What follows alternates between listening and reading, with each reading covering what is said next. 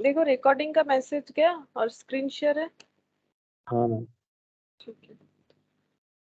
अच्छा, last class में एक प्रॉब्लम हुआ था, क्योंकि हम क्लास अकेले रिकॉर्डिंग कर रहे थे तो हम इसीलिए क्लास भी शेयर नहीं कर पाए। प्रॉब्लम क्या हुआ था बता रहे कि माइक जो है वो अपने आप पता नहीं कब अनम्यूट हो गया। ठीक है, और हम लिखते ही गए, यहाँ से मैंने स्टार्ट किया था। ठीक है, यहाँ से मेरा मतलब पूरा मेहनत ही बेकार हो गया एक तरफ से बोलो तो। ये मैंने यहाँ से स्टार्ट किया था, ये इलास्ट्रेशन 11 जो मैंने बोला था हम बता देंगे, इसका रिकॉर्डिंग हुआ यहाँ तक, लगभग 15 मिनट रिकॉर्डिंग हुआ। उसके बाद मैंने इतना सारा चीज लिखा, इतना सारा चीज समझाया, और उसके बाद जब हम चेक किए तो देख रहे हैं कि माइक अनम्यूट हो गया था, क्योंकि क्लास में कोई था नहीं।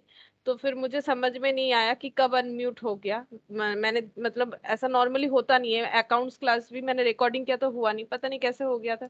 जो भी हो, तो मैंने ये लिख लिया था पूरा, क्योंकि क्लास मैंने पूरा ये किया। तो हम ये वाला जो रिकॉर्डिंग है ना ये शेयर कर देंगे इस सम्स के लिए। जो पुराना रिकॉर्डिंग है वो मैंने शेयर इसीलिए नहीं किया क्योंकि बताया नहीं कि ऐसा हो गया बोल के। और ये जो मैंने लिखवाया था ना इसको आज यहाँ से समझा देते जो मैंने लिखा है, और ये बाद में बोलोगे तो ये वाला पीडीएफ शेयर कर देंगे, मतलब ये जैम बोर्ड शेयर कर देंगे, यहाँ से देख के लिख सकते हो, या फिर बुक से जो है नोट डाउन भी कर सकते हो, लेकिन थोड़ा थोड़ा लैंग्वेज चेंज किया हुआ है। या फिर स्क्रीनशॉट ले लो, उसके बाद लिखते जाओ, क्योंकि अभी और इसको नहीं लिखेंगे, इसको जस्ट हम समझा देंगे। तो कोई भी एक प्रोसेस है, इसको कॉपी में नोट डाउन करने से बेटर होता है, इसीलिए हम लिखवा देते हैं। ठीक है, बाकी जैसा ठीक लगे वैसा कर सकते हो। तो अभी हम यहाँ से ही स्टार्ट कर रहे हैं, क्योंकि इसका रिकॉर्डिंग है नहीं तो हम दे नहीं पाएंगे। तो मेटेरियल रिक्वायरमेंट प्लानिंग जो कि मैंने स्टार्ट किया था और जिसका मेरा रिकॉर्डिंग हो नहीं पाया। ठीक है, तो हम यहाँ से बता देते हैं जो भी मैंने लिखा था कि क्या है। वैसे सिंपल चीज है। ठीक है, मेटेरियल रिक्वायरमेंट प्लानिंग क्या है? मेटेरियल रिक्वायरमेंट प्लानिंग का मतलब होता है कि ये एक ऐसा कैलकुलेशन सिस्टम है जिससे हम लोग ये आइडेंटिफाई कर पाते हैं कि हम लोग जो प्रोडक्ट बनाएंगे, जो प्रोडक्ट मैन्युफैक्चर करना चाहते हैं, उसमें क्या कितना मेटेरियल चाहिए, मतलब मेटेरियल या कुछ भी कंपोनेंट कितना चाहिए, उसका कैलकुलेशन हम लोग कर पाते हैं जिसके हेल्प से। ठीक है, उसी को हम लोग बोलते हैं मेटेरियल रिक्वायरमेंट प्लानिंग। ठीक है, बुक में भी मिल जाएगा, लेकिन क्या है ना वो थोड़ा ज्यादा रहता है तो हम उसको कंसाइज कर देते हैं। तो उस हिसाब से यहाँ से एक बार स्क्रीनशॉट ले सकते हो या फिर ये शेयर कर देंगे। अगर शेयर करवाना चाहते हो तो मुझे एक बार बता देना, हम शेयर कर देंगे। Material requirement planning is a system for calculating material and components needed to manufacture a product। कोई भी एक प्रोडक्ट मैन्युफैक्चर करने के लिए कितना मटेरियल या कुछ और कंपोनेंट चाहिए वो कैलकुलेट करने में हमें हेल्प करता है। ये 3 स्टेज में पॉसिबल है। It consist of 3 primary steps. क्या क्या स्टेप्स फॉलो होता है? पहला है taking inventory of the material and component on hand. हम लोग पहले ये चेक करेंगे कि हम लोग प्रोडक्ट बनाने के लिए जो मटेरियल या कंपोनेंट का हमारे रिक्वायरमेंट है, क्या हमारे पास वो पहले से कुछ भी अवेलेबल है क्या? सेम काइंड ऑफ मटेरियल, या फिर मतलब सेम काइंड नहीं, मतलब वही वाला मटेरियल जो हमें चाहिए, क्या हमारे पास कुछ है, मतलब ओपनिंग स्टॉक कुछ है, या फिर मतलब स्टॉक इन हैंड की पहले से कुछ है, वो चेक करना पड़ेगा। Next, identify which additional ones are needed. और ये आइडेंटिफाई करना पड़ेगा उसके बाद कि और कितना हमें चाहिए। पहले से अगर कुछ है तो वो चेक करना है, और हमें आगे कितना और चाहिए वो चेक करना है। And then scheduling their production और परचेज। ठीक है, उसके बाद क्या करना है? हमें शेड्यूलिंग करना है कि हम लोगों को वो मटेरियल या कंपोनेंट खुद से प्रोड्यूस करना है या परचेज करना है। जैसे नॉर्मली रॉ मटेरियल जो होता है वो हम लोग क्या करते हैं, वो हम लोग परचेज ही करते हैं, लेकिन कभी कभी अगर कोई कंपोनेंट का जरूरत होता है, मतलब कुछ आधा finish goods, semi finish types of goods से भी हम लोग प्रोडक्शन कर सकते हैं, या फिर कभी कभी रॉ मटेरियल भी चाहे तो प्रोडक्शन कर सकते हैं खुद से। तो वही हमें मार्केट से खरीदना है रॉ मटेरियल या कंपोनेंट को, या फिर हमें प्रोडक्शन करना है, तो उसका scheduling, the scheduling their production और परचेज, ये 3 स्टेज में एमआरपी जो है ये परफॉर्म होता है। ठीक है, मेटेरियल रिक्वायरमेंट प्लानिंग यानी कि एमआरपी बोला जाता है। नेक्स्ट यहाँ पर क्या बोला है देखो, नेक्स्ट बोल रहा है कि MRP refers to the basic calculation use to determine component requirement from end item requirements.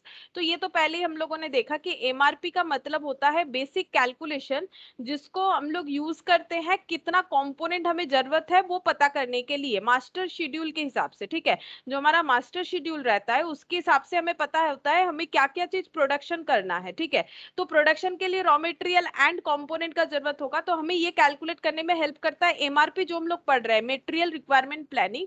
ये हमें हेल्प करता है कि कितना रॉ मटेरियल या फिर हम लोगों को कंपोनेंट का जरूरत है परचेस करने का या प्रोडक्शन करने का, कुछ भी हो सकता है, जो कि हम लोगों ने यहाँ से यहाँ तक अभी तक वही पढ़ा। ठीक है, यहाँ पर मैं एक ही पॉइंट एडिशनल बताया गया, and item requirement. And item requirement का मतलब होता है कि हमें कितना कंपोनेंट या रॉ मटेरियल चाहिए। ये हम लोग कैसे देखते हैं, अगर हम लोग 5 टाइम्स प्रोडक्शन करना चाहते हैं, जैसे कि मान लो कि हम लोग फर्स्ट टाइम प्रोडक्शन करेंगे, second, third, fourth, fifth, six, ठीक है, मान लो कि हम लोग हर मंथ में एक एक बार करके 6 बार प्रोडक्शन करना चाहते हैं, तो हमें मटेरियल का रिक्वायरमेंट अगर पता करना है तो हम लोग कैसे करेंगे, पहले 6 टाइम पे जो प्रोडक्शन करेंगे उसके लिए कितना चाहिए, फिर फिफ्थ, फोर्थ, थर्ड, 2, 1, मतलब बैकवर्ड आना है। ठीक है, बैकवर्ड आना है, तो एंड आइटम रिक्वायरमेंट के हिसाब से हम लोग अपना मटेरियल रिक्वायरमेंट प्लानिंग करते हैं, इसको बोला जाता है end item requirement. MRP refers to the basic calculation used to determine component requirement from end item requirement. ठीक है, एंड आइटम रिक्वायरमेंट से हमें देखना है, तो ये एक एक्स्ट्रा पॉइंट एडिशन हो गया। अच्छा, फिर नेक्स्ट यहाँ पर MRP is a technique of working backward from the scheduled quantities. मैंने अभी सिखाया, अभी बोला बैकवर्ड फॉर्म क्यों बोला जाता है, बैकवर्ड मतलब ये 6 आइटम सोचेंगे फिर फिफ्थ, फोर्थ, इसीलिए ये एक बैकवर्ड टेक्निक है। ठीक है, is a technique of working backward from the scheduled quantities, मतलब जो मास्टर शेड्यूल है उसके हिसाब से कितने क्वांटिटी प्रोड्यूस करना है। ठीक है, मतलब 5वां बार में कितना प्रोड्यूस करना है या 6 टाइम में कितना प्रोड्यूस करना है, तो कितने क्वांटिटी में प्रोड्यूस करना है उसका कैलकुलेशन क्वांटिटी के हिसाब से ही तो मटेरियल खरीदेंगे, लेकिन वो खरीदने का जो कैलकुलेशन है वो एकदम एंड प्रोडक्ट से हमें आइडेंटिफाई करते हुए जाना है, यानी कि बैकवर्ड प्रोसेस में चलना है। And need dates for end item specified in a master production schedule. Master production schedule में एंड आइटम का जो डेट है उसको भी हमें ध्यान में रखना है कि ये एंड आइटम कौन से डेट पे प्रोड्यूस होने वाला है। ठीक है, तो उस हिसाब से हम लोग क्या करेंगे, एमआरपी प्लानिंग करेंगे to determine the requirement for component needed to meet the master production schedule. ठीक है, मास्टर प्रोडक्शन शेड्यूल में जो भी हमारा मतलब शेड्यूल बना हुआ है, ठीक है, जो भी हमारा शेड्यूल बना हुआ है उसके हिसाब से हमें कितना कंपोनेंट चाहिए, कितना रॉ मटेरियल चाहिए, वो हमें डिटरमाइन करना पड़ेगा। और डिटरमाइन करने के लिए हमें एमआरपी हेल्प करेगा, जो कि एक बैकवर्ड प्रोसेस टेक्निक है, जहां पर हम लोग एंड आइटम के रिक्वायरमेंट के हिसाब से पूरा रिक्वायरमेंट को आइडेंटिफाई करते हैं। ठीक है, तो ये पूरा चीज ही एक ही पॉइंट पे ज्यादा मतलब जोर दे के बोला हुआ है। पूरा मेन यहाँ पर जो जिस्ट इसका निकल के आता है कि एमआरपी जो है मटेरियल का रिक्वायरमेंट क्या है हमारा प्रोडक्शन के लिए, वो आइडेंटिफाई करने में हेल्प करता है, मटेरियल हो चाहे कुछ कंपोनेंट हो। अब हमें ये देखना चाहिए कि पहले से हमारे पास ऐसा कोई मटेरियल है या नहीं है, और अगर है तो कितना है, हमें और आगे कितना खरीदना है, और हम लोग कौन सा रॉ मटेरियल या कंपोनेंट खरीदेंगे, या फिर अगर हम लोग खुद प्रोड्यूस करना चाहे तो कितना करेंगे। और हम लोगों को अगर खरीदना है, प्रोड्यूस करना है, सारा चीज जब हम लोग मास्टर शेड्यूल के हिसाब से आइडेंटिफाई करेंगे तो बैकवर्ड यानी एंड आइटम रिक्वायरमेंट के हिसाब से चलेंगे। ठीक है, उसी हिसाब से हम लोग अपना एमआरपी यानी मटेरियल रिक्वायरमेंट प्लानिंग करेंगे, यही चीज बोला हुआ है। ठीक है, उसके बाद the technique determines what component are needed, how many are needed. Technique से हम लोग क्या क्या आइडेंटिफाई कर पाएंगे, ये तो मैं अंदाजा हो ही गया है। व्हाट कंपोनेंट नीडेड, कौन सा कंपोनेंट चाहिए, मतलब किस तरीके का रॉ मटेरियल, किस तरीके का कंपोनेंट हमें चाहिए। हाउ मेनी आर नीडेड, कितना चाहिए, ठीक है, क्वांटिटी में। व्हेन दे आर नीडेड, कब चाहिए। And when they should be ordered so that they are likely to be available as needed, या फिर अगर नेक्स्ट ऑर्डर करना है तो कब करें ताकि जब जरूरत पे हमें वो मिल जाए। ठीक है, तो ये बिल्कुल देख सकते हो कॉस्ट का रॉ मटेरियल का जो मेटेरियल कॉस्टिंग था ना, उससे मिलता जुलता ही है। ठीक है, अच्छा, एमआरपी का ऑब्जेक्टिव क्या है। एमआरपी का ऑब्जेक्टिव है इन्वेंट्री रिडक्शन। इन्वेंट्री रिडक्शन का मतलब हो जाता है कि हम लोग क्या करते हैं, इन्वेंट्री को स्टोर करके रखते हैं। इन्वेंट्री यानी जो रॉ मटेरियल है उसका स्टॉक करके रखते हैं, जैसे कि इस हिसाब से हम लोग अपना maximum level, minimum level, danger level, ठीक है, ये सब रीऑर्डर लेवल आइडेंटिफाई करते हैं। लेकिन एमआरपी से क्या होता है, जो मटेरियल रिक्वायरमेंट प्लानिंग है, इससे हमें ज्यादा इन्वेंट्री स्टोर करने का जरूरत नहीं होता है। ठीक है, तो हम लोग अपना इन्वेंट्री जो स्टोरेज का सिस्टम है उसे रिड्यूस कर सकते हैं। ये देखो ऑब्जेक्टिव में ये इसका डिटेल्स यहाँ पर दे रखा है, तो अगर हमें डिटेल्स लिखना है तो हम लोग यहाँ से थोड़ा पढ़ सकते हैं। ठीक है, मैंने मेन पॉइंट लिखवा दिया, बाकी यहाँ से हम बता देते हैं। देखो क्या बोल रहा है, MRP determines how many components are required when they are required in order to meet the master schedule. बार बार जो बोल रहे हैं उसी को बस हमें लिखते जाना है समझ के कि मास्टर शेड्यूल के हिसाब से हमें कितना कंपोनेंट या रॉ मटेरियल चाहिए, कब चाहिए, वो हमें डिटरमाइन करने में एमआरपी हेल्प करेगा? It helps to produce the material component as and when needed and thus avoid excessive buildup of inventory. जो मैंने पहले ही बताया कि हमें फालतू का स्टोर करके रखने का जरूरत नहीं है, क्योंकि हम लोग मास्टर शेड्यूल बना के और एंड आइटम के हिसाब से कैलकुलेट करते जाएंगे एमआरपी के हेल्प से कि हमें कितना रॉ मटेरियल या कंपोनेंट चाहिए, वो हमें खरीदना है या फिर हमें प्रोड्यूस करना है, कैसा भी क्यों ना सिचुएशन हो। Reduction in the manufacturing and delivery leads time, ठीक है।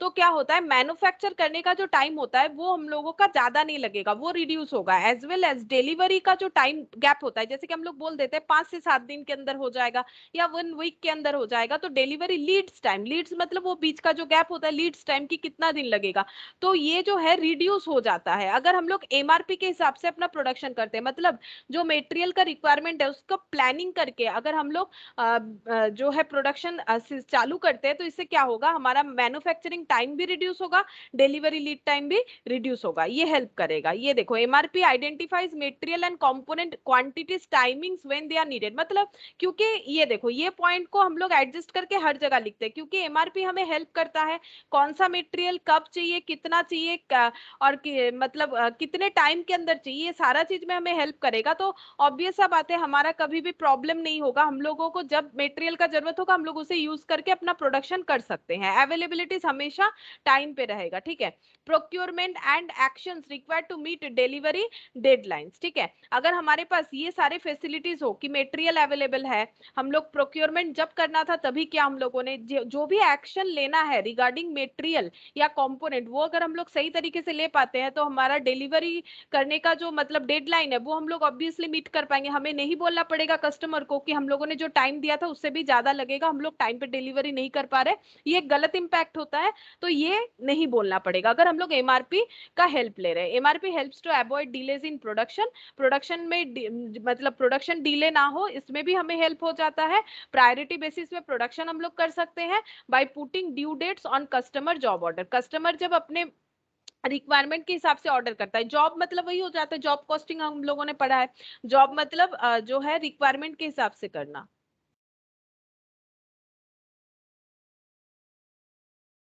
गुड मॉर्निंग प्रिया। अच्छा, तो जॉब मतलब कस्टमर के स्पेसिफिक ऑर्डर के हिसाब से प्रोड्यूस करना, तो चाहे जॉब ऑर्डर हो या फिर बैच कॉस्टिंग हो, जो भी हो क्यों ना, क्योंकि हम लोग एमआरपी यूज कर रहे हैं, तो ऑब्वियसली हमारा मैन्युफैक्चरिंग टाइम भी जो है वो रिड्यूस होगा और डिलीवरी लीड टाइम भी जो है वो भी रिड्यूस होगा। रियलिस्टिक डिलीवरी कमिटमेंट, इससे क्या होता है, जो प्रोडक्शन डिपार्टमेंट है वो मार्केटिंग डिपार्टमेंट को बता सकती है क्लियरली कि कब वो प्रोडक्शन खत्म करके मार्केटिंग डिपार्टमेंट में प्रोडक्ट को सप्लाई कर सकती है सेल करने के लिए, ठीक है। यही चीज लिखा हुआ है, देखो, realistic delivery commitment by using MRP production can give marketing timely information about likely delivery times to prospective customer. कौन से कस्टमर को कब डिलीवरी करना है, ये मार्केटिंग डिपार्टमेंट समझ जाएगी कब कब किसको डिलीवरी करना है। और एमआरपी यूज करने की वजह से क्या होता है, प्रोडक्शन डिपार्टमेंट जो है वो एकदम टाइमली जो प्रोड्यूस कर रही है प्रोडक्ट टाइमली पहुंचा सकती है मार्केटिंग डिपार्टमेंट तक, ताकि कस्टमर तक वो चीज पहुंच जाए जब जिसने जिस टाइम पे ड्यू डेट जिसका हम लोगों ने रिकॉर्ड कर रखा है। इंक्रीज्ड एफिशिएंसी, तो एफिशिएंसी ऑब्वियसली बढ़ेगा अगर हमारे पास सारी चीज का अवेलेबिलिटी ऑलवेज रहता है टाइम पे, सही क्वांटिटी पे, ठीक है। अगर हमारे पास मटेरियल रहेगा तो हम लोग एफिशिएंटली ऑब्वियसली काम कर पाएंगे, तो एमआरपी जो है वो हमारे एफिशिएंसी को इंक्रीज कर देगा प्रोडक्शन का। MRP provides a close coordination among various work centre. Actually क्या होता है, अगर हम लोग marketing sorry material requirement planning process को यूज करते हैं, तो हमारा जो बहुत सारे वर्क सेंटर है, मतलब अलग अलग जगह पे जो काम हो रहा है उस पर एक अच्छा कोऑर्डिनेशन रहता है, क्लोज कोऑर्डिनेशन बिल्डअप होता है, ठीक है। और इससे हमें हेल्प मिलता है to achieve uninterrupted flow of material. तो मटेरियल का फ्लो अनइंटरप्टेड होता है through the production line. Production line जब मतलब जब प्रोडक्शन चल रहा है तब मटेरियल का जो फ्लो है वो अनइंटरप्टेड होना बहुत जरूरी है। एंड एमआरपी जो है वो उसमें हेल्प करता है कि हमारा मटेरियल का फ्लो अनइंटरप्टेड हो। क्यों? क्योंकि ये वर्क सेंटर में क्लोज कोऑर्डिनेशन प्रोवाइड कर पाता है। The increase this increase the efficiency of production system. इस वजह से हमारा प्रोडक्शन सिस्टम जो है वो अपना एफिशिएंसी इंक्रीज कर पाता है। ठीक है, तो मैंने मेन पॉइंट लिखवा दिया और इसका जो डिटेल्स है वो भी बता दिया। तो ये दो दो लाइन पढ़ के आराम से जो है, अगर इसका थियोरेटिकल क्वेश्चन आए तो सिर्फ ये लिखना काफी नहीं होगा, मार्क्स के हिसाब से हमें देखना पड़ेगा, उस हिसाब से हम लोग इसको लिख लेंगे। तो मैंने जैसे जो भी पॉइंट बोला, तो उसमें बुक में पेंसिल से जस्ट एक बार नोट डाउन कर सकते हो, पढ़ने से खुद भी लिख पाओगे, बहुत ही आसान सा है। अच्छा, नेक्स्ट था functions served bye MRP. MRP क्या क्या एक्टिविटी करता है, ठीक है? Order planning and control. तो जो भी कस्टमर से ऑर्डर आता है प्रोडक्ट प्रोड्यूस करने का, उसे प्लान कर पाती है, मतलब किस तरह से कौन सा प्रोडक्ट कब प्रोड्यूस करे, कौन से कस्टमर ने कब ऑर्डर दिया था, किसका ड्यू डेट कब है, कब किसको डिलीवरी करना है, और ये सारा चीज प्लान करना और कंट्रोल करना, मतलब पूरे प्लानिंग को कंट्रोल के साथ चलना, प्लान करके उसको कंट्रोल के साथ चलना, उसमें एमआरपी हमें हेल्प करता है। ठीक है, ये देखो यहाँ पर डिटेल्स में लिखा हुआ होगा, वेन टू, अच्छा ज्यादा कुछ लिखा नहीं है, when to release order and for what quantities of material, मतलब कब कौन सा ऑर्डर हमें प्लेस करना है। ठीक है, मतलब किसका ऑर्डर पहले, किसका बाद में, किसका ड्यू डेट कब था, कौन सा ऑर्डर कब रिलीज करे, वो हमें देखना है, यानी प्लानिंग करना है।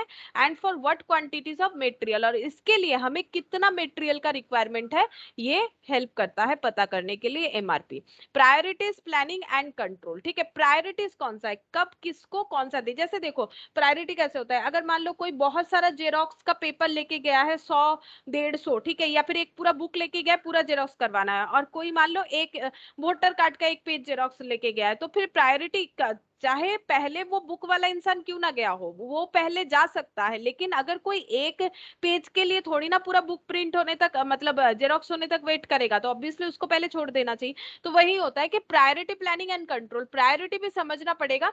तो प्रायोरिटी प्लानिंग कैसे करें, मतलब कब किसको कौन सा चीज डिलीवरी करना चाहिए कस्टमर को, और किस तरह से ये पूरा कंट्रोलिंग हो, उसमें भी हेल्प करता है। How the expected date of availability is compared, मतलब किसको पहले जाना चाहिए, किसका प्रायोरिटी पहले है, कौन से कस्टमर को पहले देना चाहिए, to the need date for each component. ठीक है, compare to need date for each component, हर एक कॉम्पोनेंट का मतलब हम लोग को कौन सा कंपोनेंट, मतलब जो डिलीवरी पहले करेंगे प्रोडक्ट का, उसके रिगार्डिंग कंपोनेंट हमें पहले प्रोक्योर करना चाहिए। वही चीज बोल रहा है कि प्रायोरिटी प्लानिंग करना पड़ेगा और उसे कंट्रोल भी करना पड़ेगा, जिसमें एमआरपी हमें हेल्प करेगा। ठीक है, नेक्स्ट बोला है provision of a basis for planning capacity requirement and developing a broad business plan. ठीक है, इसमें ज्यादा कुछ बोला नहीं, यही लाइन लिखा हुआ है, provision of a basis for planning capacity. ये क्या करता है, प्लानिंग कैपेसिटी हमारा बढ़ा देता है, requirement and planning capacity requirement and developing a broad business plan, business plan को ब्रॉडली करने में ये हेल्प करेगा। ठीक है, हम लोग अपना बिजनेस प्लान को ब्रॉडली डेवलप कर सकते हैं। ठीक है, प्लानिंग कैपेसिटी जो रिक्वायरमेंट होता है उसमें हमें एमआरपी हेल्प करेगा। तो एमआरपी हमारे प्लानिंग कैपेसिटी को बढ़ाएगा, हमारे बिजनेस को ब्रॉडली डेवलप करने में हेल्प करेगा। तो ये सब हो गया एमआरपी का क्या बोलते हैं उसे, फंक्शन यानी एक्टिविटी। नेक्स्ट हो जाएगा एडवांटेज क्या है। एडवांटेज में पहला लिखा हुआ है रिड्यूस इन्वेंट्री, ये मैंने पहले भी समझाया। रिड्यूस इन्वेंट्री का मतलब होता है कि हमें एक्स्ट्रा फालतू में इन्वेंट्री रखने का जरूरत नहीं होता है, क्योंकि ये हमें हेल्प करता है कब हमें कितना मटेरियल रखना चाहिए, कितने क्वांटिटी में रखना चाहिए, और कौन सा प्रोडक्शन कब करे प्रायोरिटी बेसिस पे। ठीक है, और एंड बैकवर्ड तरफ से हमें आइडेंटिफाई करते हुए आना है कि कब हमें कौन सा रॉ मटेरियल और कंपोनेंट का जरूरत है according to the master schedule. ठीक है, तो इसीलिए रिड्यूस हो जाता है इन्वेंट्री, फालतू में हमें बहुत ज्यादा इन्वेंट्री स्टॉक करने का जरूरत नहीं होगा, मतलब अपने गोडाउन में उसे स्टोर करके रखने का जरूरत नहीं होगा। रिड्यूस सेटअप टाइम, ठीक है, मशीन को सेटअप करना पड़ता है, उसके बाद ही हम लोग प्रोडक्शन कर पाते हैं, तो सेटअप टाइम भी हम लोग कम कर सकते हैं अगर हम लोग अपना जो मटेरियल रिक्वायरमेंट प्लानिंग लेके चल रहे हैं। ठीक है, तो यहाँ पर देखो इसका डिटेल्स भी, अच्छा डिटेल्स कुछ नहीं है, चलो।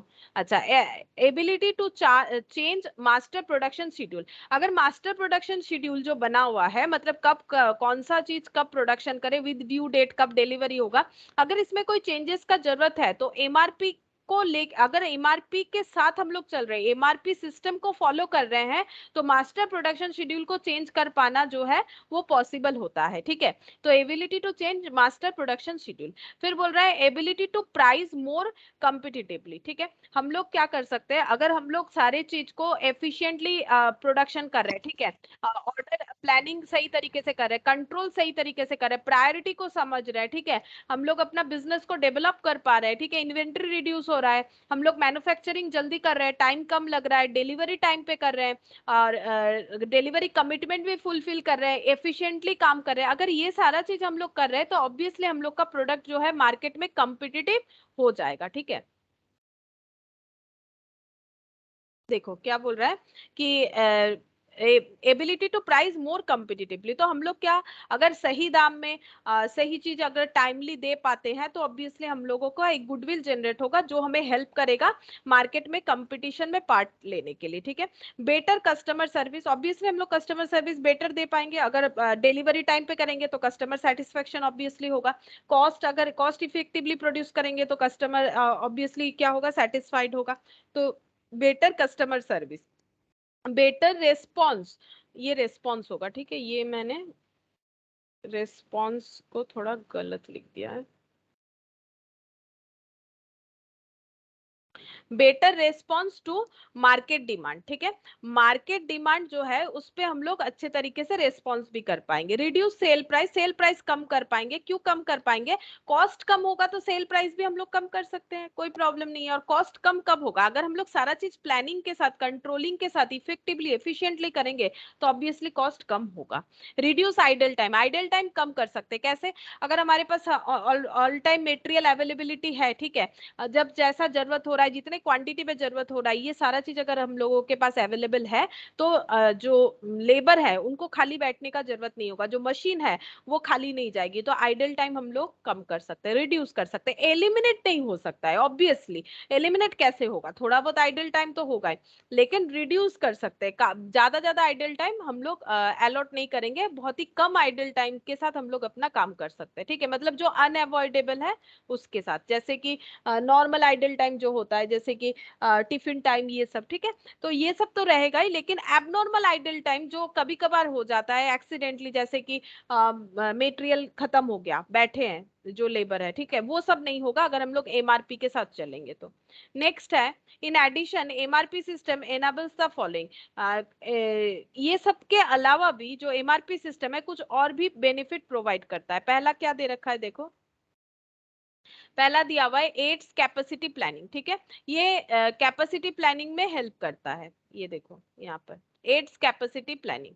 अच्छा, helps manager to use planned schedule before actual release order, manager को हेल्प करता है अपना जो शेड्यूल है उसको प्लान करने में, ऑर्डर रिलीज करने के पहले, ऑर्डर रिलीज करने के पहले मैनेजर को प्लान करना पड़ता है, ठीक है, शेड्यूल के हिसाब से कि कब कौन सा ऑर्डर हमारा प्लेस होगा। ठीक है, तो उसमें हेल्प करेगा। इसके अलावा टेल्स व्हेन टू एक्सपीडेट और डी एक्सपीडेट, मतलब ये हो जाता है कि कब जल्दी, मतलब कितने स्पीड में प्रोडक्शन करना है, कब स्लोली स्लोली प्रोडक्शन करना है, मतलब स्पीड क्या होगा हमारे प्रोडक्शन का, बहुत ज्यादा होगा, मीडियम होगा या स्लो होगा। अब जो मार्केट डिमांड है उसके ऊपर डिपेंड करता है ना कि कितना स्पीडी हमें प्रोडक्शन करना है, कितना स्लोली हमें प्रोडक्शन करना है, तो वही चीज बोल रहा है टेल्स व्हेन टू एक्सपीडेट और डी एक्सपीडेट। उसके बाद है डिलेज और कैंसिल ऑर्डर। ठीक है, कब कौन सा ऑर्डर पे डिले करना है, ऐसा कोई ऑर्डर है जो अभी हम लोगों ने बोला तो था, हम लोग मान लो आज 11 तारीख है, 15 तारीख दे देंगे, लेकिन थोड़ा सा डिले होगा तो फिर हमें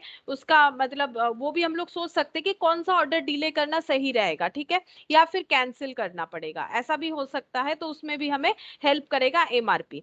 चेंजेस ओवर क्वांटिटीज, ठीक है, तो क्वांटिटी के अकॉर्डिंग क्या क्या चेंजेस होगा वो भी देखना पड़ेगा कि कौन सा प्रोडक्ट कितने क्वांटिटी का हम लोगों ने सोचा था प्रोड्यूस करेंगे, अभी कितना कम या ज्यादा करना है, मतलब क्वांटिटी को इंक्रीज करना है या डिक्रीज करना है, ये चेंजेस में भी जो है हेल्प करता है एमआरपी। एडवांसेस और डिलेज ऑर्डर ड्यू डेट्स, ठीक है, एडवांसेस और डिलेज ऑर्डर ड्यू डेट्स, तो जो ड्यू ऑर्डर आया है उनका जो ड्यू डेट्स है, ड्यू डेट्स का मतलब हम लोग बताते हैं ना कि आज किसी ने ऑर्डर दिया तो कितने दिन में प्रोडक्ट डिलीवरी हो जाएगा। ठीक है, तो क्या एडवांस में डिलीवरी होगा या डिले होगा, देखो ना ऑनलाइन में भी कभी कभी ऑर्डर करते हो तो उसमें क्या होता है, बोल बोल रहा है कि 15 तारीख को दे देंगे, लेकिन हो सकता है कभी कभी वो 13-14 तारीख को आ गया, या फिर हो सकता है बोला था 15 तारीख, फिर एक मैसेज आया कि 2 दिन बाद आएगा, तो एडवांस में भी डिलीवरी हो सकता है, डिले भी हो सकता है, तो कब कौन सा करना है उसके लिए भी हमें एमआरपी प्लानिंग जो है हेल्प करता है। ठीक है, तो ये देखो यहाँ पर ये सारा चीज मैंने बता दिया। नाउ डिसएडवांटेज, डिसएडवांटेज क्या है,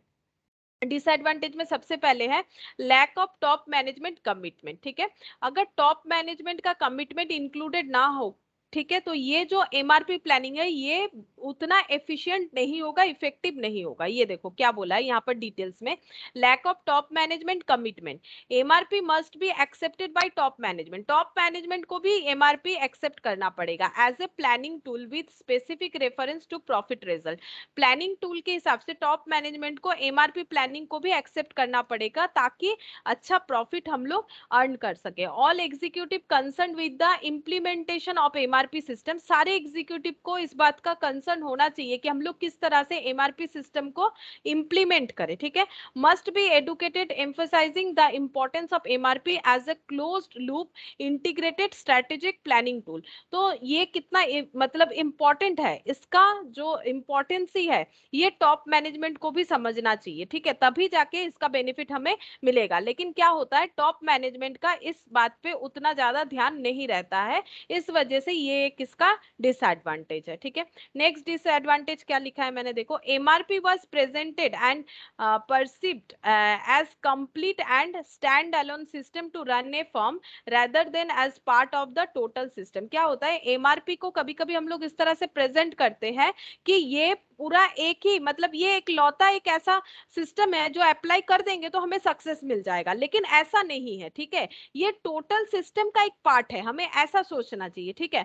ये ही पूरा सिस्टम है, ये हम लोग नहीं बोल सकते, मतलब ये एक एलोन सिस्टम जो पूरे ऑर्गेनाइजेशन को बेनिफिट देगा, ऐसा सोचना गलत है, ऐसा सोचा जाता है, जो कि ये इसका एक डिसएडवांटेज है। बल्कि ये पूरे सिस्टम का, सिस्टम में एक सिस्टम है, मतलब टोटल सिस्टम का एक पार्ट है, हमें ऐसे आइडेंटिफाई करना चाहिए एमआरपी को, तब जाके हमें बेनिफिट मिलेगा।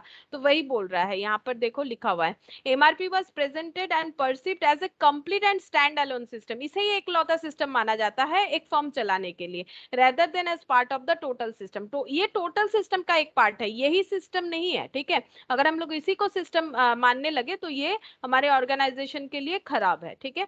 अच्छा, फिर ये हो गया डिसएडवांटेज, और एक लास्ट डिसएडवांटेज देखो, the issue of how MRP can be made by two function with just in time production system. इसका मतलब यहाँ पर डिटेल्स में दिया हुआ है, देखो, the issue of how MRP can be made to function with just in production system. अब जस्ट इन प्रोडक्शन सिस्टम, ये भी हम लोगों ने मेटेरियल कॉस्टिंग में पढ़ा था। जस्ट इन टाइम सिस्टम में क्या होता है, हम लोगों ने पढ़ा था जस्ट इन टाइम मेटेरियल का जो प्रोक्योरमेंट होता है, मतलब इसमें क्या होता है, जब मेटेरियल का जरूरत होता है हम लोग पहले से किसी क्रेडिटर को या मेटेरियल सप्लायर को बुक रखते हैं, और जब भी हमें जरूरत होता है उन्हें इन्फॉर्म करते हैं, तो वो हमें मतलब जितना रिक्वायरमेंट है मेटेरियल का वो पहुंचा देता है, इसको बोला जाता है जस्ट इन टाइम, ठीक है। अब यहाँ पर क्या बोला है, the issue of how MRP can be made to function with just in time production system, ये just in time production system के तरह ही है, ठीक है। एमआरपी में भी तो वही होता है ना, कब हमें कितना रॉ मटेरियल चाहिए हम लोग तभी उसी हिसाब से काम करते हैं, पहले से ज्यादा स्टोर वगैरह नहीं करते, तभी तो बोला कि ये हम लोगों का इन्वेंट्री को रिड्यूस करने में हेल्प किया जाता है, तभी पहले से ये बोल रहा है ये लोग, ठीक है। तो just in time production system के तरह ही ये काम करता है, ठीक है। और उसके बाद यहाँ पर क्या बोल रहा है, ये तो जस्ट एक पॉइंट बताया, देन इसका देखो डिसएडवांटेज क्या है, इस वजह से MRP also needs a high degree of accuracy of operation. ये देखो, MRP also needs a high degree of accuracy of operation, मतलब जो भी ऑपरेशन या एक्टिविटी होता है उसमें बहुत ज्यादा एक्यूरेसी का जरूरत होता है अगर हम लोग एमआरपी सिस्टम फॉलो करते हैं, ठीक है। जिस एक्यूरेसी से मतलब क्या है, which often requires changing how the firm operates, update file updation का जरूरत होता है, फर्म का ऑपरेशंस जो है वो बीच बीच में चेंज करने का जरूरत होता है, ठीक है, जो कि एक काफी मतलब एक्यूरेट करना जरूरी होता है, और ये काफी हेक्टिक काम है। MRP also needs a high degree of accuracy for operation which often requires changing how the firm operates, मतलब पहले से कैसे काम कर रहा था उसमें क्या क्या चेंजेस होना चाहिए, फाइल अपडेशन वगैरह ये सब, ठीक है। तो ये थोड़ा सा मतलब डिफिकल्ट काम होता है, इस वजह से ये एमआरपी का एक डिसएडवांटेज है। उसके बाद मैंने और कुछ लिखा नहीं है यहाँ पर, इन लोगों ने कुछ एडिशन और कर रखा है, the major complaint by users of MRP is that, जो मेन कंप्लेन है एमआरपी यूजर्स का वो ये है कि MRP is too rigid, because when MRP develops a schedule it is quite difficult to divide from the schedule if need arises. बोल रहा है कि एमआरपी के शेड्यूलिंग के हिसाब से अगर हम लोग चल रहे हैं और अगर फ्यूचर में कभी जरूरत हुआ कि हम लोग इसको थोड़ा चेंज करना चाहते हैं, तो ये बहुत ज्यादा डिफिकल्ट हो जाता है कि हम लोग उस शेड्यूल को चेंज करें, ये काफी ज्यादा रिजिड है, ठीक है। ये इसका डिसएडवांटेज है। तो 3 डिसएडवांटेज मेनली हम लोगों ने यहाँ पर देखा, ठीक है। अब हम लोग पढ़ेंगे MRP 2, ठीक है। MRP 2 यानी इसका नाम है मैन्युफैक्चरिंग रिसोर्स प्लानिंग। MRP 2 का मतलब है मैन्युफैक्चरिंग रिसोर्स प्लानिंग। अब इसका मतलब क्या होता है, देखो MRP 1 जो था, मतलब MRP सिर्फ जो था, 1 नहीं भी बोलेंगे तो चलेगा। देखो MRP जो था वो था मेटेरियल रिक्वायरमेंट प्लानिंग, मतलब प्लानिंग रिगार्डिंग मेटेरियल का जो रिक्वायरमेंट है। अब ये क्या बोल रहा है, ये बोल रहा है कि मैन्युफैक्चरिंग रिसोर्स प्लानिंग, मतलब पूरे प्रोडक्ट को मैन्युफैक्चर करने का जो प्लान है वो हम लोग इस सिस्टम से डेवलप कर सकते हैं, दैट इज MRP 2 से, ठीक है। तो MRP 2, इसको MRP 2 बोलेंगे। MRP 2 has been developed to address the planning and controlling of a manufacturing process। पूरे एक मैन्युफैक्चरिंग प्रोसेस को कैसे प्लान करे, कैसे कंट्रोल करे, उसके लिए MRP 2 का डेवलपमेंट किया गया है and all of its related support function. इसके अलावा मतलब प्लानिंग कंट्रोलिंग के अलावा प्रोडक्शन, कोई भी मैन्युफैक्चरिंग प्रोसेस में जितने भी सपोर्ट फंक्शन होते हैं वो सारे चीजों को डेवलप करने में MRP 2 हेल्प करेगा। ये MRP का एक एडवांस वर्जन है, हम लोग बोल सकते हैं। MRP में सिर्फ मेटेरियल का प्लानिंग कर पा रहे थे, लेकिन यहाँ पर मेटेरियल नहीं, पूरा मैन्युफैक्चरिंग का ही प्लानिंग कर पाएंगे, ठीक है। तो ये ज्यादा डेवलप्ड है। MRP 2 is a management process for taking the business plan and breaking it down into specific detailed tasks that people evaluate, agree upon and are held accountable for। क्या बोल रहा है कि MRP 2 जो है ये क्या है, ये एक मैनेजमेंट प्रोसेस है, ठीक है। ये एक मैनेजमेंट प्रोसेस है, मतलब ये जो सिस्टम है ये मैनेजमेंट जो है देखते हैं, मैनेजमेंट प्रोसेस है फॉर टेकिंग, मतलब कैसे मैनेज करे प्रोसेस को, ठीक है। फॉर टेकिंग क्या क्या चीज मैनेज करना है, बिजनेस प्लान को मैनेज करना है, पूरे बिजनेस प्लान को छोटे छोटे टास्क में डिवाइड करना है, breaking it down into specific detail task. पूरा एक जो ब्रॉड टास्क है उसे छोटे छोटे टास्क में डिवाइड करना है और उस टास्क को अलग अलग लोगों में क्या करना है, डिस्ट्रीब्यूट करना है।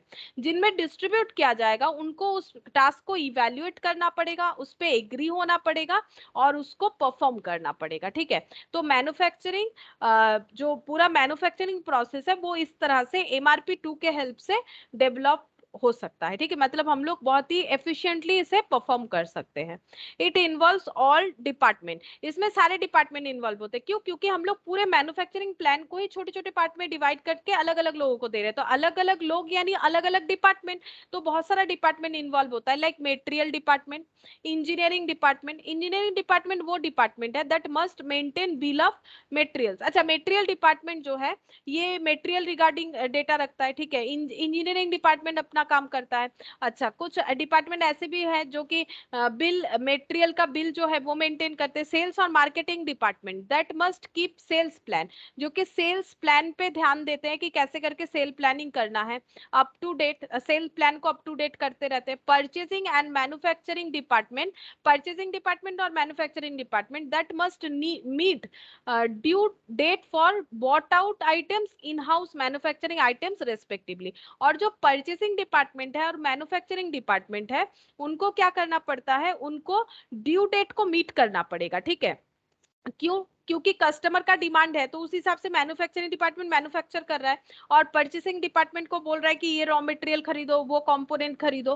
तो क्या हो रहा है कि ये दोनों डिपार्टमेंट मिलके कस्टमर को कब उनका ड्यू डेट के हिसाब से ऑर्डर डिलीवरी करना है उसको ध्यान में रखते हुए उस ड्यू डेट को मीट करने के लिए उन्हें ये सोचना पड़ता है कि कब कौन सा आइटम घर, मतलब इन हाउस बिल्ड, मतलब अपने ही फैक्ट्री में बनाना है या फिर बाहर से खरीद के लेकर आना है। ये सारे प्लानिंग में हेल्प करता है मैन्युफैक्चरिंग और परचेसिंग डिपार्टमेंट, ठीक है। तो यहाँ पर पॉइंट ये था कि ये जो अलग अलग जितने सारे डिपार्टमेंट इन्वॉल्व होते हैं वो क्या क्या डिपार्टमेंट है, और भी डिपार्टमेंट हो सकता है। और ये क्यों किया जाता है, क्योंकि MRP 2 का जो सिस्टम है उसमें पूरा ब्रॉड जो टास्क है उसे छोटे छोटे टास्क में डिवाइड करके अलग अलग लोगों में डिस्ट्रीब्यूट किया जाता है। उनको वो टास्क को इवेल्यूट करना होता है, एग्री होना होता है और उस पर परफॉर्म करना पड़ता है, ठीक है। और यहाँ पर कुछ डिपार्टमेंट के बारे में डिटेल्स दिया गया है, ये देखो। ये पूरा चीज यहाँ पर जो है वही मैंने बताया। एमआरपी 1 से एमआरपी 2 में हम लोग शिफ्ट क्यों हुए? एमआरपी 1 मतलब वही जो हम लोग पढ़ रहे थे, मेटेरियल रिक्वायरमेंट प्लानिंग, पहले हम लोगों ने पढ़ा material requirement planning. MRP 2 is a natural outgrowth of MRP 1, मतलब एमआरपी 1 का ही डेवलपमेंट है एमआरपी 2, ठीक है। क्यों क्यों आउटग्रोथ हुआ है वो तो हमें समझ में आ रहा है, क्योंकि वो सिर्फ मेटेरियल को लेके बात कर रहा था, ये पूरे प्रोडक्शन प्लानिंग को लेके बात कर रहा है। whereas MRP1 focuses upon priorities of material and time। Material का प्रायोरिटीज क्या है, कब कौन सा मेटेरियल चाहिए, कितने क्वांटिटी में चाहिए, कितने टाइम पे चाहिए, ठीक है, इसी पे सिर्फ फोकस कर रहा था बियॉन्ड दिस। लेकिन जो MRP2 है वो इससे ज्यादा फोकस कर रहा है किस पे?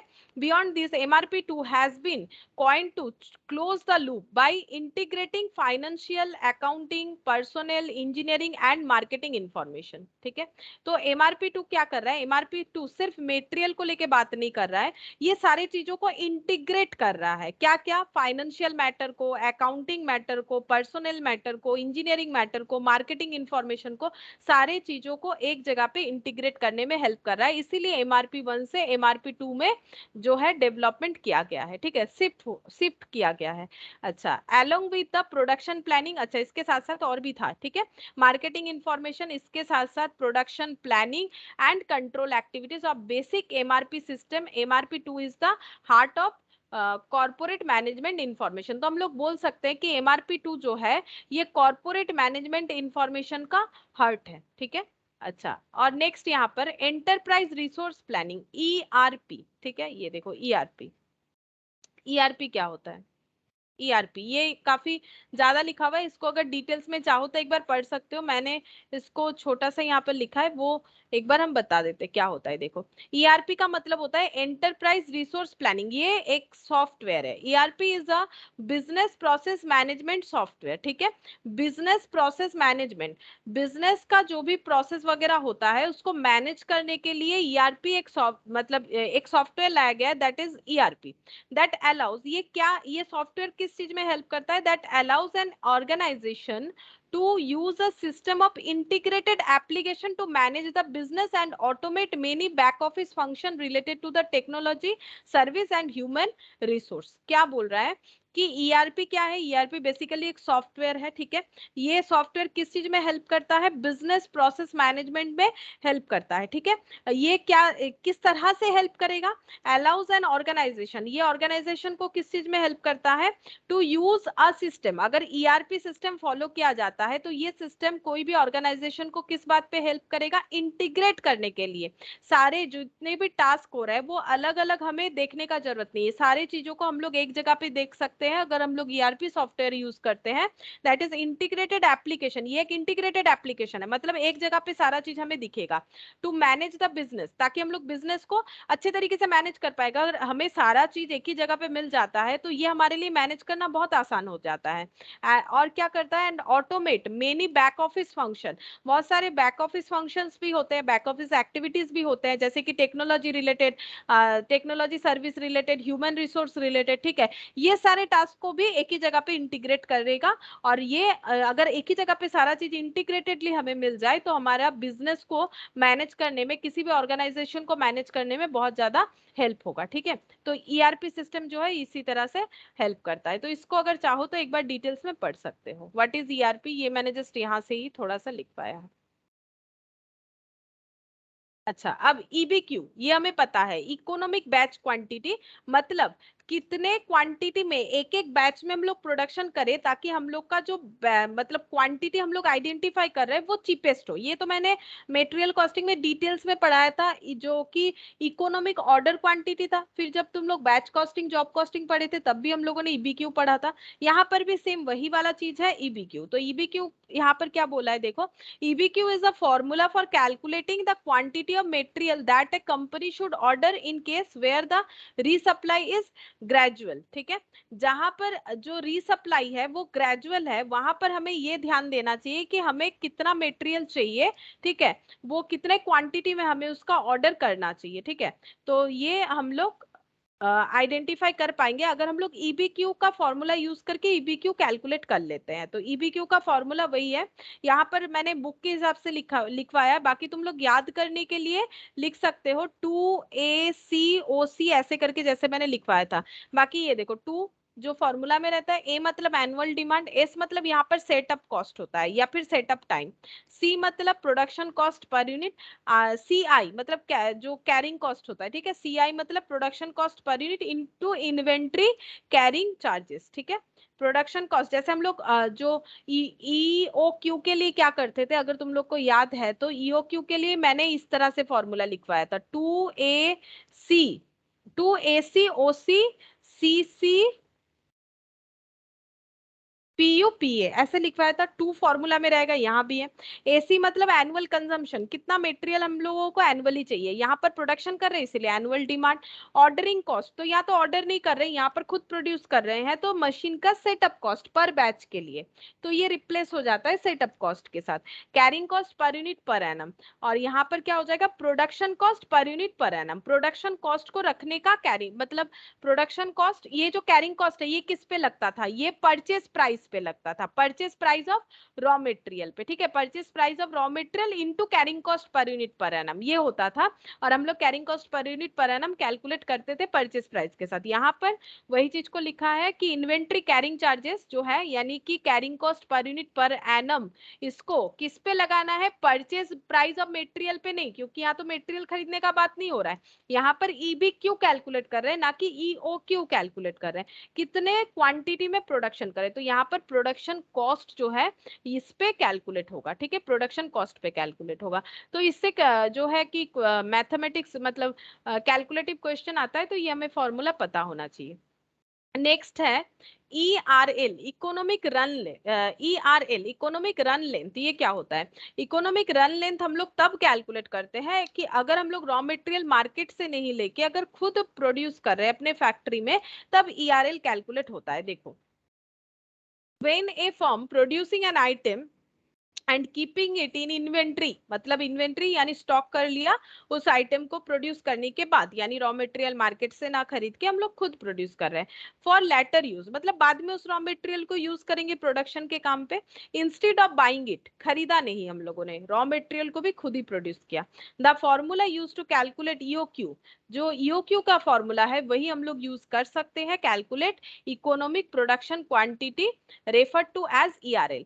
इकोनॉमिक प्रोडक्शन क्वांटिटी, क्योंकि हम लोग प्रोड्यूस कर रहे हैं ना, तो इसीलिए इसको हम लोग बोल सकते हैं ऐसा प्रोडक्शन क्वांटिटी जो हमारे लिए इकोनॉमिक हो, जिसको बोला जाता है ERL। ERL तभी बोला जाता है, EOQ को ही ERL बोला जाता है, बट EOQ तब जब हम लोग मार्केट से खरीद रहे हैं, ERL तब जब हम लोग खुद अपने बिजनेस मतलब अपने फैक्ट्री में प्रोड्यूस कर रहे हैं।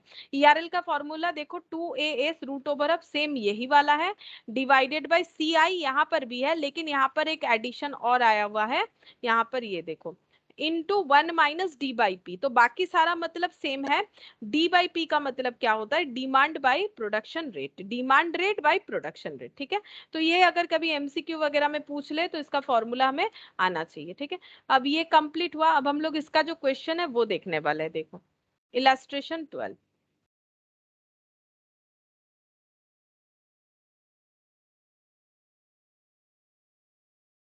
इलास्ट्रेशन 12, देखो क्या बोला है, the monthly requirement of raw material for a company is 3000 unit, एक कंपनी को मंथली 3000 यूनिट का रॉ मटेरियल चाहिए, ठीक है। The carrying cost is estimated to be 20% of the purchase price per unit, यहाँ पर बता दिया है परचेज प्राइस पर यूनिट, अगर नहीं भी बताता तो हमें पता है। देखो इसीलिए हमें ग्रुप 1 का नॉलेज होना चाहिए, ठीक है, अगर हमें ग्रुप 1 का नॉलेज होता है तो हमें कोई प्रॉब्लम नहीं होगा। तो ये आई होप कि तुम लोग को याद है कि किस तरह से कैलकुलेशन हो रहा था, ठीक है, क्योंकि यहाँ पर देखो उसका डिटेल्स कुछ नहीं दिया, जितना देना है उतना ही दिया है, ठीक है। तो the carrying cost is estimated to be 20% of the purchase price unit in addition to 2 per unit, मतलब परचेज प्राइस 2 रुपए करके है। The purchase price of raw material is 20 per unit. अच्छा, the carrying cost is estimated to be 20% of the purchase price per unit in addition to 2 per unit। अच्छा, तो purchase price 2 नहीं है, बोल रहा है कि कैरिंग कॉस्ट जो है वो 20% है परचेज प्राइस पर यूनिट का, और उसके साथ 2 रुपए भी है carrying cost in addition to 2 per unit, purchase price है 20 पर यूनिट, ठीक है।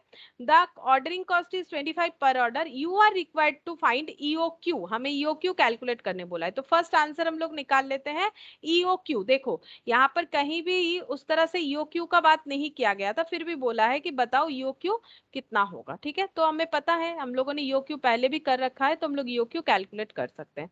तो ईओक्यू क्या हो जाएगा, 2 AC OC, तो यहाँ पर लिखना पड़ेगा AC मतलब ये, लेकिन डिटेल्स में लिखना पड़ेगा कि AC का मतलब क्या होता है। एनुअल कंजम्पशन, OC का मतलब होगा ऑर्डरिंग कॉस्ट, CC ये हो गया carrying cost per unit per annum.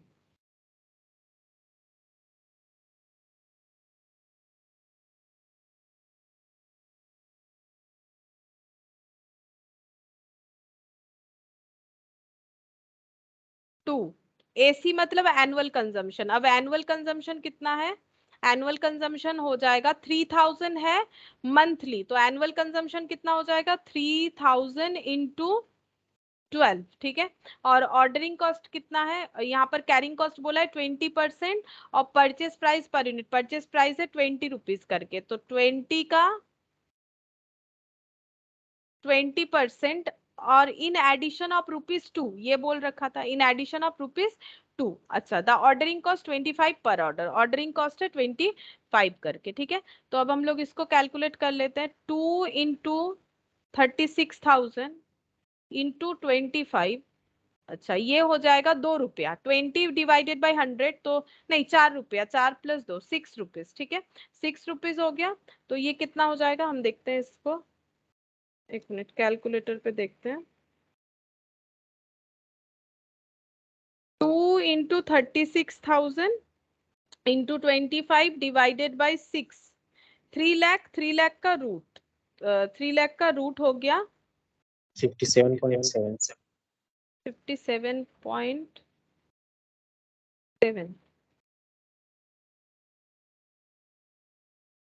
$548, गलत लिखा था मैंने, गलत तो नहीं लिखा। 547.70 ये 547 पॉइंट ऐसे आ रहा है, इनका आंसर तो है 548 कर किया है, ठीक है, अप्रोक्सीमेटली कर दिया, तो 548 यूनिट। तो एट ए टाइम एक बार ऑर्डर करने पे, ये बोल रहा है वन टाइम ऑर्डर का क्वांटिटी, ये हमें डिफाइन करता है, वन टाइम ऑर्डर का क्वांटिटी है 548 यूनिट, ठीक है। तो पहला आंसर हो गया कि find out the EOQ, what is the total cost when the company gets a concession of 5% on purchase price if it orders 3000 unit or more but less than 6000 unit per month। बोल रहा है कि total cost कितना होगा अगर company concession लेना चाहती है 5%। देखो बोल रहा है कि ये थोड़ा सा अलग है question, what is the total cost, total cost क्या होगा, लेकिन कब टोटल कॉस्ट निकालना है, when the company gets concession of 5%, जब कंपनी को 5% कंसेशन मिलेगा परचेस प्राइस पे, यानी 20 रुपीज पे 5% कम हो जाएगा, ठीक है। और इफ इट ऑर्डर्स, कंसेशन कब मिलता है, जब क्रेडिटर क्या करता है, एक क्या बोले, एक कंडीशन लगा देता है, आप अगर इतने क्वांटिटी में एटलीस्ट खरीदोगे तो हम लोग उसका इतना डिस्काउंट कर देंगे परचेस प्राइस का। तो जो परचेस प्राइस का कंडीशन है वो है 3000 यूनिट और मोर, 3000 या 3000 से ज्यादा but less than 6000 per month बोला है, per month 6000 units per month, 3000 या 3000 से ज्यादा बट 6000 से कम पर मंथ, ऐसा अगर हम लोग परचेस करते हैं तब जाके 5% हमें कंसेशन मिलेगा, ठीक है। तो हमें टोटल कॉस्ट फिर फाइंड आउट करने के लिए बोला है, अगर ऐसा होता है तो टोटल कॉस्ट बताओ। तो इसका कैलकुलेशन कैसे होगा, तो पहले हम लोग टोटल कॉस्ट निकालते हैं। अच्छा, उसके बाद भी एक बार क्वेश्चन को आगे रीड कर लेते हैं। What happens when the company gets a concession of 10%, अगर 5% की जगह 10% कंसेशन हो परचेस प्राइस पे और इस कंपनी को ऑर्डर करना पड़ेगा इस वजह से 6000 यूनिट या उससे ज्यादा, तभी 10% का कंसेशन मिलेगा, तब टोटल कॉस्ट क्या होगा। Which of the above 3 ways of orders the company should adopt, तो ये 3 तरह का जो ऑर्डर टेक्निक है, 3 तरह का क्या, एक 5% कंसेशन, एक 10% कंसेशन, एक नो कंसेशन। तो ये तीनों में से कंपनी को कौन सा एडॉप्ट करना चाहिए। अगर ये लास्ट में क्वेश्चन दिया हुआ है तो हमें तीनों केस में टोटल कॉस्ट निकालना पड़ेगा। तो पहले वाले केस में भले ही ना बोला हो टोटल कॉस्ट को कैलकुलेट करने, हम लोग को करना पड़ेगा, ठीक है। उसके बाद 5% कंसेशन का भी करेंगे, 10% का भी करेंगे। नहीं करने से हम लोग 4th नंबर क्वेश्चन का आंसर नहीं दे पाएंगे। तो इसीलिए पहले अभी जो ईओक्यू निकाला इसका हम लोग टोटल कॉस्ट भी निकालेंगे इस कंडीशन का, ठीक है। तो टोटल कॉस्ट अगर याद है कि मटेरियल परचेस का टोटल कॉस्ट में क्या क्या कॉस्ट आता था, तो परचेस प्राइस आता है, ऑर्डरिंग कॉस्ट आता है, और कैरिंग कॉस्ट आता है। और इस पे हम लोगों ने बहुत क्वेश्चन किया था ग्रुप 1 में, ठीक है, बहुत सारा क्वेश्चन किया था। तो परचेस प्राइस मतलब जितना खरीदना है इनटू परचेस का जो रेट है, तो परचेस का रेट है 20 rupees per unit, 20 per unit ये दे रखा है, क्वेश्चन में ही दे रखा है 20 रुपीज पर यूनिट। हम लोग तो भी कंसेशन वाला कैलकुलेट नहीं कर रहे हैं, पहले विदाउट कंसेशन कैलकुलेट कर रहे हैं।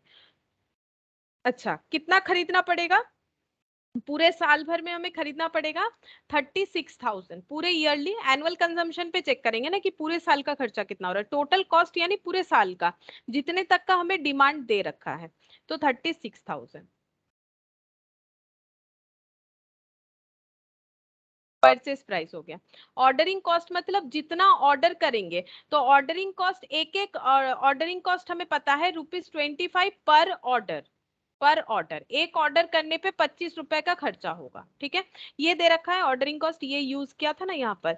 और नंबर ऑफ ऑर्डर कैसे पता चलेगा, नंबर ऑफ ऑर्डर हम लोग इस तरह से पता करेंगे कि हम लोगों को टोटल 36,000 यूनिट जो है पूरे ईयरली चाहिए, ठीक है। और अगर हम लोग एक बार में 548 यूनिट ऑर्डर करेंगे, अगर एक बार में 548 यूनिट ऑर्डर करेंगे, देन हम लोगों को कितना ऑर्डर करना पड़ेगा, तो 548 यूनिट फॉर वन टाइम, तो 36,000 यूनिट को मीटअप करने के लिए कितना बार ऑर्डर करना पड़ेगा, वो हम लोग डिवाइड करने से ही पता चल जाएगा। जितना ऑर्डर होगा, number of order into order जो कॉस्ट है पर ऑर्डर, ठीक है।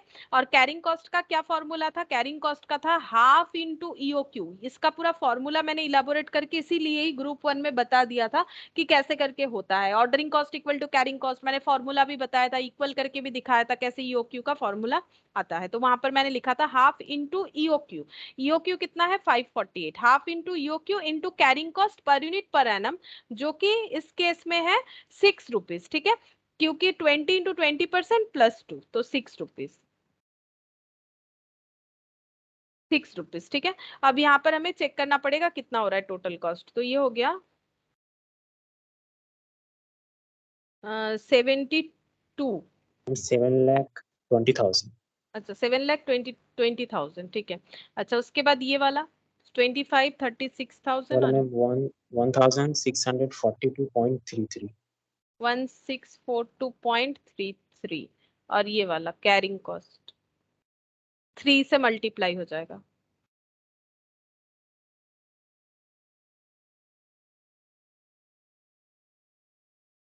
1648 1644. 44, हाँ 38 से 24 हो रहा है। हाँ अब ये ऐड करने पे जितना आएगा,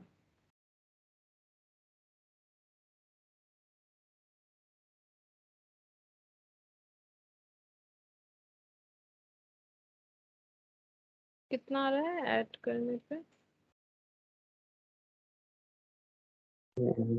7,23,286.33. 286.33, ठीक है। अच्छा ये हो गया विदाउट कंसेशन। अब हम लोग को नेक्स्ट बोला है कि अगर 5% कंसेशन हम लोग लेना चाहते हैं तो टोटल कॉस्ट में क्या इम्पैक्ट आएगा, लेकिन एक कंडीशन दिया है कि अगर वो कंसेशन लेना है तो हम लोगों को 3,000 से ज्यादा बट 6,000 से कम का ऑर्डर के स्लैब में आना पड़ेगा, ठीक है। तो ऑर्डर बिटवीन, यहाँ पर लिख देते हैं, ऑर्डर बिटवीन 3,000 एंड 6,000। अगर 3,000 से 6,000 के बीच में ऑर्डर करना पड़ेगा, वो भी ये जो यूनिट है वो बोल रखा है पर मंथ, ये चीज हमें ध्यान में रखना चाहिए, पर मंथ बोला है। यहाँ पर ही क्वेश्चन थोड़ा सा अलग हो जाएगा, यहाँ पर मंथ बोला है, 3000 यूनिट और more but less than 6000 unit per month, तब हमें टोटल कॉस्ट हम लोग का कितना होगा ये चेक करना पड़ेगा। ठीक है, तो इससे क्या होगा, हम लोग का कंसेशन 5% हो जाएगा। अच्छा ठीक है, तो हम लोग पहले ये चेक करेंगे कि ऐसा अगर सिचुएशन है देन ईओक्यू क्या होगा। तो ईओक्यू में क्या क्या आता है वो पहले हम लोग लिख लेते हैं। एसी हम और डिटेल्स में नहीं लिख रहे, हमें पता है एसी क्या होता है, जब तुम लोग क्वेश्चन करोगे पूरा लिखना जरूरी है लेकिन। ठीक है, एनुअल कंजम्पशन में कोई फर्क नहीं आने वाला, वो तो उतना ही रहेगा। तो एनुअल कंजम्पशन हो जाएगा 3000 इंटू 12, ये डिमांड है। ठीक है, एनुअल कंजम्पशन बोलो या एनुअल डिमांड बोलो, 36,000 यूनिट। एसी ओसी मतलब ऑर्डरिंग कॉस्ट, ऑर्डरिंग कॉस्ट में कोई चेंजेस नहीं है, ₹25 per order. Carrying cost per unit per annum, ये चेंज होगा। क्यों चेंज होगा, क्योंकि कैरिंग कॉस्ट जो है परचेस प्राइस पे होता है। अब परचेस प्राइस जो है वो 20 नहीं रहेगा, वो थोड़ा कम हो जाएगा। कितना हो जाएगा, 19 हो जाएगा शायद। परचेस प्राइस यहाँ पर पहले लिख लेते हैं, परचेस प्राइस। तो परचेस प्राइस यहाँ पर with concession with 5% discount, 20 minus 20 into 5%, तो 19 रुपीज, 1 रुपीज का हमें डिस्काउंट मिलेगा। तो कैरिंग कॉस्ट हो जाएगा 19 रुपीज का 20% प्लस जो 2 रुपए था वो तो रहेगा ही। ठीक है, इन एडिशन ऑफ 2, उसमें थोड़ी ना कोई चेंजेस हो रहा है, परचेस प्राइस चेंजेस होगा तो कैरिंग कॉस्ट में थोड़ा सा कम दिखेगा हमें। ठीक है, तो ये हो गया 2 रुपीज जैसे है उतना तो है ही, और इसके साथ साथ 19 का 20%, यानी ये हो जाएगा 3 कितना आ रहा है, 80 आ रहा है, 5.80। ठीक है, ये हो गया कैरिंग कॉस्ट 5.80। अब हम लोग ईओ क्यू निकाल लेते हैं। ईओ क्यू टू एसी मतलब 36,000, ओसी मतलब ऑर्डरिंग कॉस्ट 25, कैरिंग कॉस्ट आया 5.80 ना, 5.80। अच्छा नीचे जगह था, ठीक है, 5.80। अब देखते हैं कितना होगा।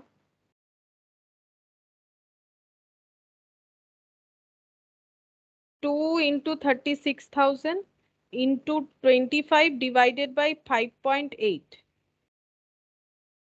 3,10,000 310,344 0.828 इस पे रूट।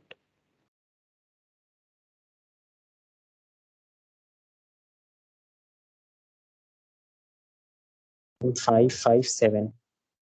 557, अच्छा चेक कर लेते हैं।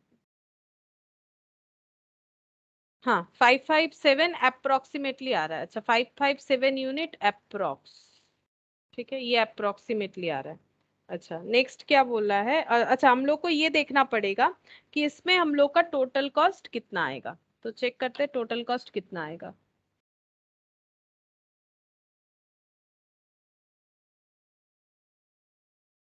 तो वही परचेस प्राइस, तो 36,000 यूनिट खरीदना है, लेकिन अभी 19 रुपीज करके पे करना पड़ेगा क्योंकि कम हो गया है। परचेस प्राइस हम यहाँ पर लिख देते हैं, परचेस प्राइस लेंगे हम लोग, कैरी ऑर्डरिंग कॉस्ट लेंगे और कैरिंग कॉस्ट लेंगे, ये 3 चीज लेंगे टोटल कॉस्ट पे। तो परचेस प्राइस हो गया, ordering cost, number of order 36,000 unit हमें टोटल चाहिए, 557 एक बार में ऑर्डर करेंगे तो डिवाइड करने से नंबर ऑफ ऑर्डर पता चल जाएगा, into ordering cost per unit per annum यानी कि 25 plus carrying cost half into EOQ into carrying cost per unit per annum यानी 5.80 ये वाला। तो 19 into 36,000, 6,84,000 plus 36,000 divided by 557 into 25, 1615.798 दे रखा है, मतलब 0.80 भी हम लोग चाहे तो कर सकते। देखते हैं यहाँ पर क्या क्या है, सिमिलर ही कर लेते हैं। एग्जाम में सिमिलर नहीं होगा तो कोई प्रॉब्लम नहीं है। ठीक है, अभी अवेलेबल है तो यहाँ से हम देख ले रहे हैं। 1615.799 ही लिया है। ठीक है, अच्छा उसके बाद है हाफ 557 इंटू 5.8 डिवाइडेड बाई 2, 1615.3, 1615.3, अच्छा, प्लस 1615.79। ये एक्चुअली दोनों इक्वल होगा ही, क्योंकि यही तो होता है carrying cost equal to ordering cost, तभी तो जाके ईओ क्यू होता है ना। तो ये दोनों देखो इक्वल ही आ रहा है। पिछले वाले क्वेश्चन में भी अगर ध्यान से देखो, मतलब और एक जो इसका पार्ट था उसमें भी देखो इक्वल ही आ रहा है, पॉइंट के लिए थोड़ा सा इधर उधर हो जा रहा है, ठीक है। प्लस 6,84,000,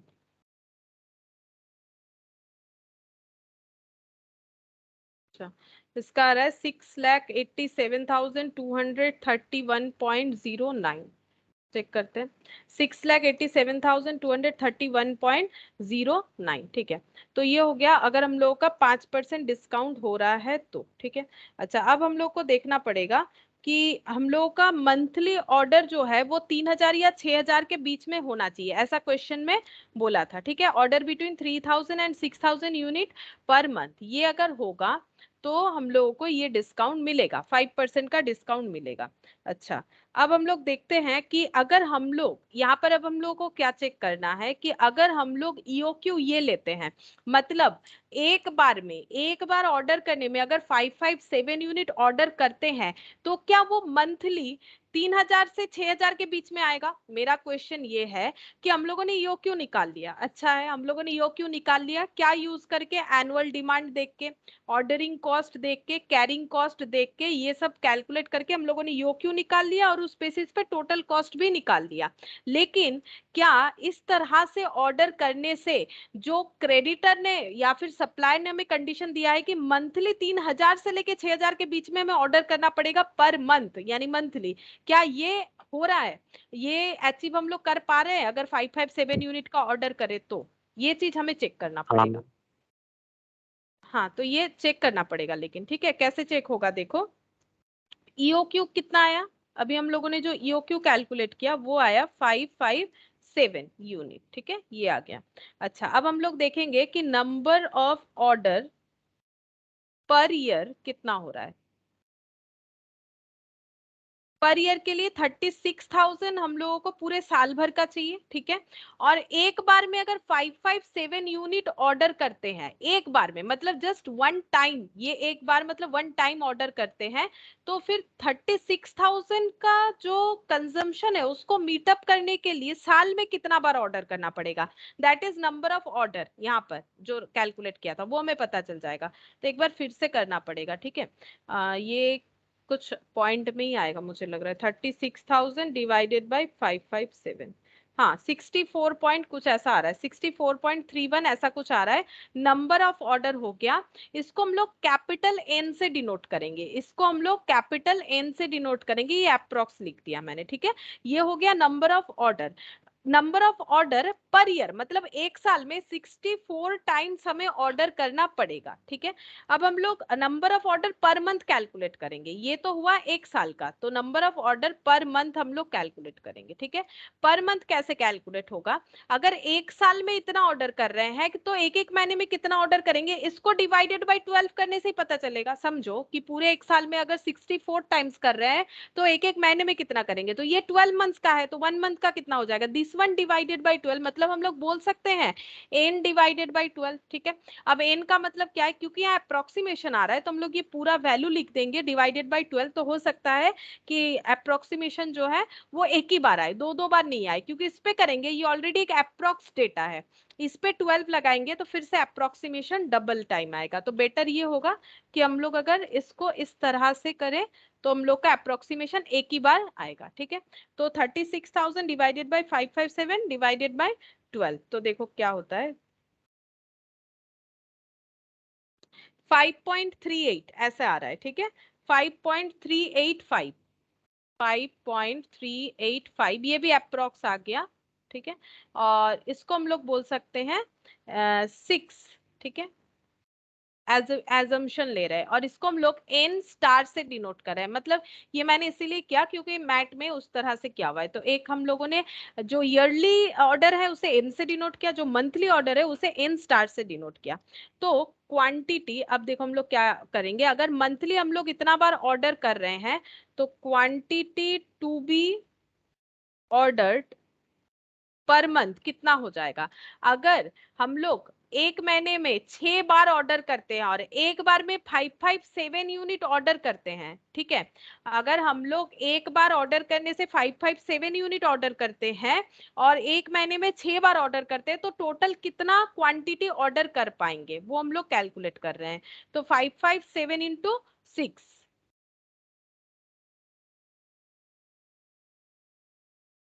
34, ठीक है, 3442 यूनिट होगा। क्या ये उस स्लैब के अंदर आ गया? क्या क्रेडिटर हमें डिस्काउंट देगा? क्या ये 3000 से लेके 6000 पर मंथ के बीच में आया एक महीने में अगर आ रहा है? ठीक है, तो ये क्वांटिटी जो है ये उस रेंज में लाई कर रहा है। तो हम लोग यहाँ पर लिखेंगे कि quantity lies in the range of 3000 to 6000। तो ये जो ये क्वांटिटी जो हम लोग का आया, ना तो 3000 आया ना तो 6000, बट उसके बीच में आया, चलेगा, कोई प्रॉब्लम नहीं है। तो इसका मतलब डिस्काउंट मिलेगा कि नहीं मिलेगा? 5% का डिस्काउंट मिलेगा क्योंकि क्रेडिटर का कंडीशन हम लोग फुलफिल कर रहे हैं कि एक महीने में कम से कम 3000 से 6000 के अंदर का हम लोग का ऑर्डर होना चाहिए, जो कि हो रहा है। तो इसका मतलब ये 5% का डिस्काउंट हमें मिल जाएगा। तो इसका आंसर हम लोग लिखेंगे hence EOQ 557 unit can be considered to be a feasible quantity for availing 5% discount on PP। PP मतलब परचेस प्राइस, परचेस प्राइस पे 5% डिस्काउंट हो जाएगा। अच्छा, फिर थर्ड जिसमें हम लोगों को बोला था कि 10% डिस्काउंट मिलेगा, वहां पर EOQ कैसे आएगा? हम थोड़ा सा और भी शॉर्टकट में ही कर ले रहे इसे। 2AC हमें पता है 36,000, ठीक है, OC ऑर्डरिंग कॉस्ट हमें पता है 25 होगा, कैरिंग कॉस्ट चेंज हो जाएगा, 2 रुपए तो है ही इनका कैरिंग कॉस्ट जो है, 2 रुपए तो है, प्लस 20% जो है यहाँ पर 20% ऑफ परचेस प्राइस होता है, ठीक है, 20% ऑफ परचेस प्राइस होता है। तो इसको कैलकुलेट कर ही लेते, इसको पूरा यहाँ नहीं लिख पाएंगे। Carrying cost per unit per annum, तो परचेस प्राइस भी पहले निकाल लेना चाहिए। परचेस प्राइस हो जाएगा 20 पे डिस्काउंट लगेगा, 20 इंटू कितना डिस्काउंट बोला था सेकेंड वाले पे? 10%, मतलब 18 रुपीज, 18 रुपीज हो जाएगा, ठीक है। तो कैरिंग कॉस्ट कितना हो जाएगा? परचेस प्राइस का 20%, मतलब 18 का 20% प्लस 2 रुपीज। तो ये हो गया 3 पॉइंट समथिंग, 3.602, 5.60 ये आ गया, ठीक है। तो ये हो गया 5.60।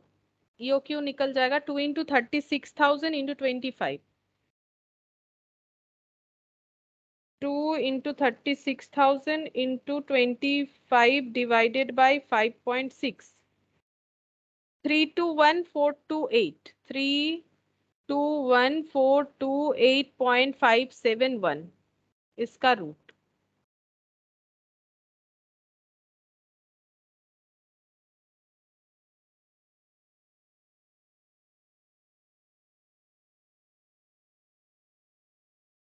फाइव सिक्सटी सिक्स आ रहा है, 566.9, मतलब 567 बोल सकते हैं हम लोग। देखते हैं इन्होंने क्या ले रखा है, 567 ही लेना चाहिए। 567 यूनिट, ठीक है। अच्छा, अब हम लोग को देखना पड़ेगा कि इसका टोटल कॉस्ट कितना हो रहा है, ये भी देख लेना चाहिए, ठीक है। टोटल कॉस्ट जैसे यहाँ पर हम लोगों ने चेक किया था,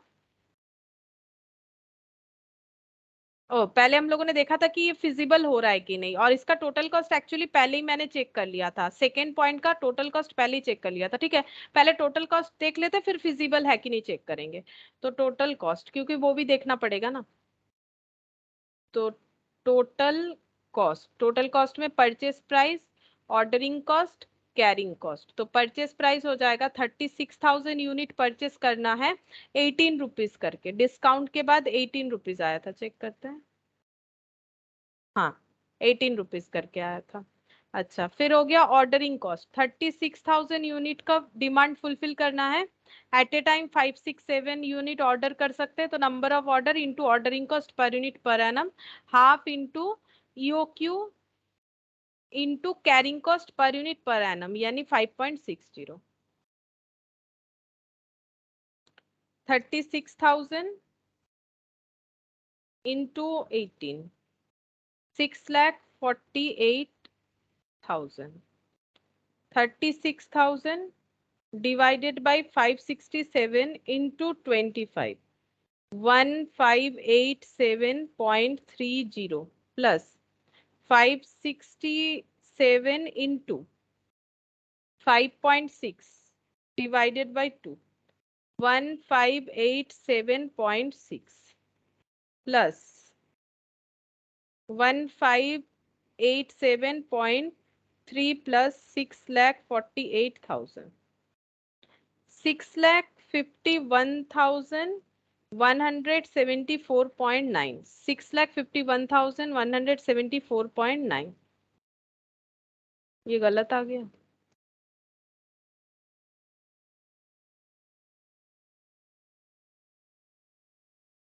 ये फिजिबल नहीं हुआ था क्या शायद।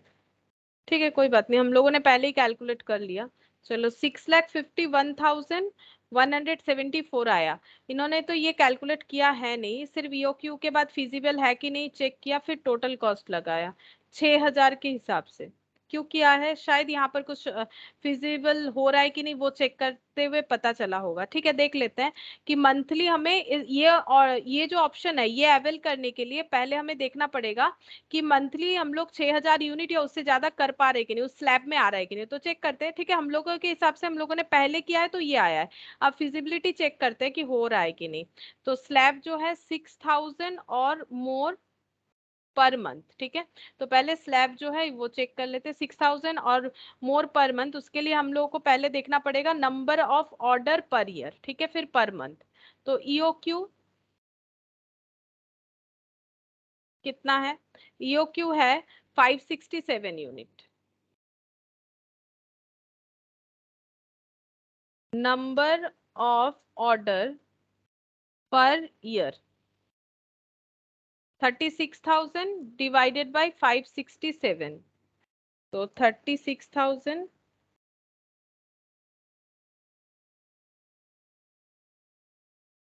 3.49 अप्रोक्स आ रहा है, हम लोग इसे नाम देंगे एन। और number of order per month, तो एक साल में अगर इतना बार ऑर्डर होगा तो एक महीने में कितना होगा, दिस वन, मतलब एन डिवाइडेड बाई 12। और एन का वैल्यू है 36,000 divided by 567 whole divided by 12। तो ये आ रहा है 5.29, 5.29 अप्रोक्स। तो 5 लेके ही करना चाहिए, देखते हैं इन्होंने कितना लेके किया है, 5 लेके ही तो करना चाहिए, क्योंकि 2 आया है ना पीछे। 5.29 से 6। अच्छा देखो, ये अब अपने हिसाब से कर लिया इन्होंने कि ये 6 मान के करेंगे। ठीक है, तो हम लोग एक बार 6 ले लेते हैं। वैसे एग्जाम टाइम में अगर 5 ले लेते हो तो कोई प्रॉब्लम नहीं होगा, क्योंकि 0.29 है, 5 से ज्यादा है नहीं। लेकिन यहाँ पर बोला है 6, मतलब दिख रहा है, तो मैंने जस्ट एक बार ले लिया कि हम लोग इसके आंसर के साथ मैचअप कर पाए। तो ये हो गया 6। ठीक है, अच्छा अब हम लोग को क्या देखना पड़ेगा, ईओक्यू अगर इतना है तो हम लोग टोटल मंथली ऑर्डर कितना हो जाएगा, monthly quantity to be ordered. एक बार में 567 यूनिट ऑर्डर करते हैं, और ऐसा अगर 6 बार ऑर्डर करेंगे एक महीने में तो कितना हो जाएगा। 3402 जो कि इस रेंज में नहीं आ रहा है। देखो वही चीज लिखा होगा, इसीलिए इन लोगों ने इसको बाद में कैलकुलेट किया। ये देखो, the quantity does not lie in the range 6000 और मोर यूनिट, तो हम लोग भी लिख लेते हैं। तो it does not lie between 6000 and more, 6000 या उससे ज्यादा में नहीं पड़ रहा है, ठीक है। Hence the EOQ can not be considered at feasible quantity for availing 10% discount on purchase price. Then 10% discount can't be avail, ये लिख देते हैं। देन 10% डिस्काउंट ऑन पीपी यानी purchase price can't be avail, ठीक है। तो हम लोग ये अवेल नहीं कर सकते हैं, ठीक है। उसके बाद क्या बोला है, to understand the effect of 10% on total cost we consider the minimum value of price break quantity of this range that is 6000 unit to be optimum order quantity and calculate. क्या बोल रहा है कि अगर 10% डिस्काउंट हमें लेना ही है, ठीक है, अगर हमें 10% डिस्काउंट लेना है तो हमें कम से कम कितना ऑर्डर करना पड़ेगा। अगर 6000 या उससे ज्यादा क्वांटिटी में ऑर्डर करने पे 10% डिस्काउंट मिलेगा तो हमें कम से कम 6000 यूनिट तो ऑर्डर करना ही होगा। ये देखो, to understand the effect of 10% on total cost, मतलब एक बार में 6000 यूनिट अगर हम लोग ऑर्डर करेंगे तो हम लोगों को 10% डिस्काउंट मिल सकता है। वही बोला, we consider the minimum value of price break quantity of this range that is 6000 unit to be optimum order quantity and calculate. अगर हमें पता ही करना है कि कितना ऑर्डर करने पे हम लोग 10% डिस्काउंट ला सकते हैं, तो हम लोग ये 6000 को ही ईओक्यू मान के कैलकुलेट करके देख सकते हैं, ठीक है। तो वैसे देखो क्या होता है, टोटल कॉस्ट परचेस प्राइस, मतलब ये वाला कोई फायदा नहीं दिया, ये टोटल कॉस्ट करके कोई फायदा नहीं होगा। क्यों नहीं होगा, क्योंकि 10% का डिस्काउंट तो हमें मिलेगा ही नहीं, जबकि 10% डिस्काउंट का हम लोगों ने कैलकुलेशन किया था 567 को ईओक्यू मान के, जबकि 567 ईओक्यू मान के अगर हम लोग करते हैं तो वो रेंज में आता ही नहीं। अगर उतना कम से कम ऑर्डर नहीं करेंगे तो क्रेडिटर हमें 10% डिस्काउंट नहीं देगा, ठीक है। तो परचेस प्राइस, ऑर्डरिंग कॉस्ट और कैरिंग कॉस्ट, तो परचेस प्राइस तो 36,000 इंटू 18 ये रहेगा। ऑर्डरिंग कॉस्ट हो जाएगा 36,000 डिवाइडेड बाई 6000 मान के हम लोग करना चाहते हैं into 25 plus carrying cost half into EOQ into carrying cost per unit per annum. Carrying cost पड़ रहा है 5.60। अब 36,000 इंटू 18 6,48,000, ये हो गया 6 इंटू 25 150, और ये हो जाएगा 3000 इंटू 5.6 16,800। अच्छा, ये कुछ मिसमैच हो गया, चेक करते हैं, ऐसा तो नहीं होना चाहिए। 150, अच्छा हाँ ठीक है, 150 और 16,800। अच्छा, ये तो ईओक्यू है नहीं कि ordering cost carrying cost equal होगा। ये हम लोग जस्ट एक एजम्पशन लेके कर रहे हैं कि अगर हम लोग मिनिमम 6000 यूनिट ऑर्डर करते हैं तो हम लोग का टोटल कॉस्ट कितना होगा। तो टोटल कॉस्ट हो गया 16,800 प्लस 150 प्लस 6,48,000, तो 6,64,950, 6,64,950। अच्छा, अब यहाँ पर बोल रहा है hence the total cost will be minimum. Minimum total cost कौन सा हो रहा है, यही वाला हो रहा है, ठीक है, 6,64,950। क्यों, देखो ये तो इनवैलिड हो गया, ये कम दिख रहा है तो क्या हुआ, ये इनवैलिड हो जाएगा क्योंकि ये 567 के हिसाब से हो रहा है, जबकि इतना कम करने पे हम लोग मंथली 6000 या उससे ज्यादा वाले स्लैब में जा ही नहीं पा रहे, तो इसका तो कोई फायदा नहीं है। ये क्वांटिटी है कि ये वाला 6,87,231 जो कि ज्यादा है जो लास्ट वाला हम लोगों ने निकाला उससे, और ये जो ईओक्यू एकदम स्टार्टिंग में था 7,23,286 ये भी ज्यादा है। तो सबसे चीपेस्ट जो है वो यही वाला हो रहा है, ठीक है, सबसे चीपेस्ट जो है वो यही वाला हो रहा है। तो ये देखो क्या लिखा है, hence the total cost will be minimum if order are placed in lot size of 6000 unit. अगर हम लोग एक बार में 6000 यूनिट भी ऑर्डर करते हैं तो भी हमारा जो और टोटल कॉस्ट है वो कम ही आएगा, ठीक है। तो ये जो है सबसे कम चीपेस्ट हो रहा है, तो इसको हम लोग लिख देते हैं, इसको ऐसे लिखते हैं कि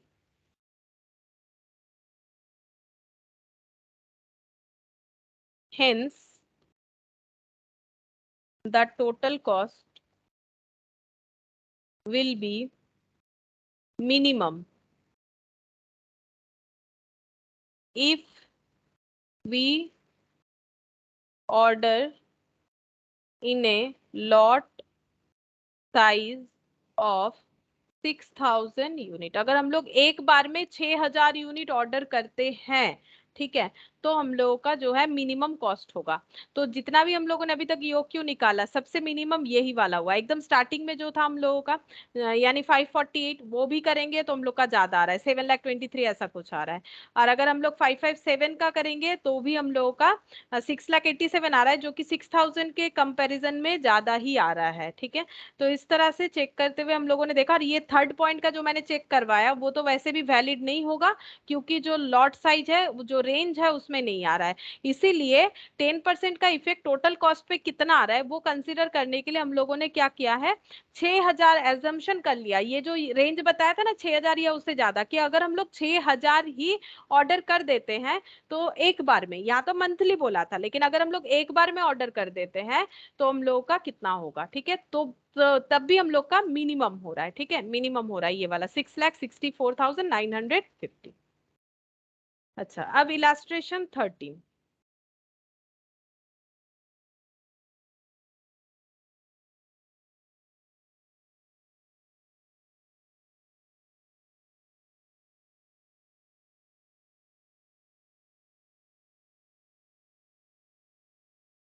ये क्वेश्चन ग्रुप 1 का ही है, ऑलरेडी किया हुआ ही है। Messrs tube limited are the manufacturer of picture tube of TB. The following are the details of their operations during the year 2001. Average monthly market demand, ordering cost, inventory carrying cost, cost of tube, normal usage per week. यहाँ पर week जो है weekly production का हमें ध्यान रखना है। Minimum usage, maximum usage, lead time to supply, compute from the above, क्या क्या कैलकुलेट करने बोला है।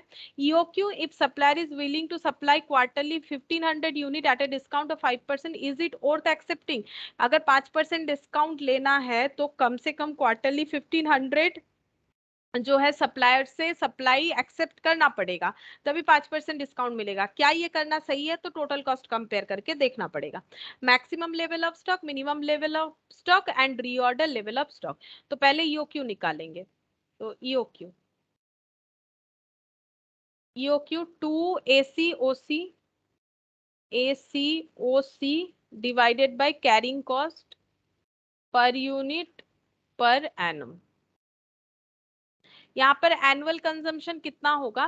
तो जब वीकली क्वेश्चन रहता है तो हम लोग एनुअल कंजम्पशन को वीकली ट्रांसफर कर देते हैं। ठीक है, तो एनुअल कंजम्पशन कितना हो जाएगा? यहाँ पर है 2000 है मंथली। ठीक है, और ordering cost, inventory carrying cost, normal usage है 100 ट्यूब्स। अच्छा, 100 ट्यूब्स है, और ये है मिनिमम यूसेज, मैक्सिमम, और ये 2 AC OC। OC मतलब ऑर्डरिंग कॉस्ट। ऑर्डरिंग कॉस्ट कितना है? 100। ऑर्डरिंग कॉस्ट है 100। अच्छा, ये हम बताते हैं क्या होगा। और कैरिंग कॉस्ट हो जाएगा, carrying cost, inventory carrying cost 20% per annum, हमेशा परचेज प्राइस पे होता है। कॉस्ट ऑफ ट्यूब 500, 500 का 20%,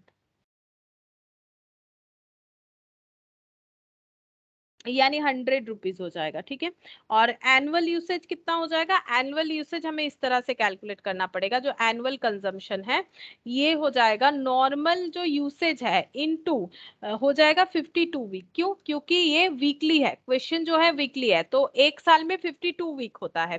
तो नॉर्मली हम लोग क्या करते हैं क्वेश्चन में, हम लोग जो मंथली डिमांड है ये 2000 है, इसको इंटू 12 कर देते हैं। ठीक है, उससे आंसर अलग आता है, वो भी सही है, गलत नहीं है। ठीक है, क्योंकि मैट का ही जो ग्रुप 1 का क्वेश्चन है वहां पर इस क्वेश्चन को जब एग्जाम में दिया गया है तो दो बार दो तरीके से सॉल्व करके इसका आंसर इंस्टीट्यूट नहीं दिया है कि 2000 इंटू 12 करके भी किया है तो उसमें आंसर अलग आएगा। और अगर हम लोग वीकली करते हैं तो नॉर्मल यूसेज से इंटू करके किया गया है, क्योंकि ये तो मंथली है ना 2000।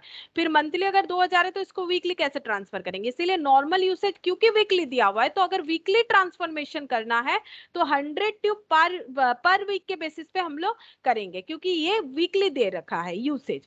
तो नॉर्मल यूसेज अगर वीकली में क्वेश्चन सॉल्व करना है तो नॉर्मल यूसेज में 52 इंटू करना है, because normal usage weekly given है, जबकि मंथली यूसेज जो है वो तो मंथ में गिवन है, वीकली गिवन नहीं। और अगर हम लोग मंथली आंसर करना चाहते हैं तो 2000 इंटू 12 करना पड़ेगा। तो यहाँ पर जैसा है अभी फिलहाल हम वैसा ही दिखा रहे हैं। तो ये हो गया नॉर्मल यूसेज 100 इंटू 52 वीक, ठीक है। 100 इंटू 52 यानी 5200 ट्यूब्स।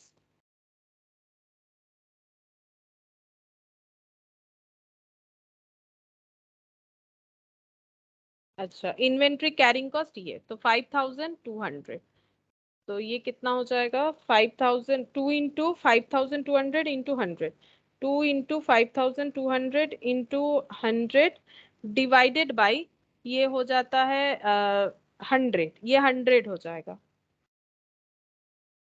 10,400, 10,400 इसका रूट।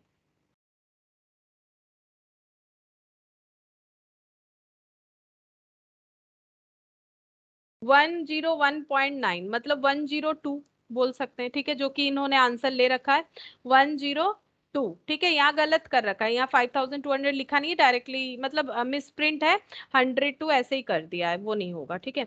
तो 102 इस तरह से आएगा, तो 102 यूनिट अप्रोक्स है, पहला आंसर हो गया। सेकंड क्या बोला है, बोल रहा है कि अगर हम लोग 1500 क्वार्टरली इसको ऑर्डर साइज एक्सेप्ट करते हैं 5% डिस्काउंट मिलेगा, क्या ये करना सही रहेगा, ये चेक करने बोला है, ठीक है। तो पहले चेक करते हैं कि 1500 यूनिट्स पे 5% अगर डिस्काउंट हो रहा है तो हम लोगों का कितना कॉस्ट आएगा, वो भी देखना पड़ेगा।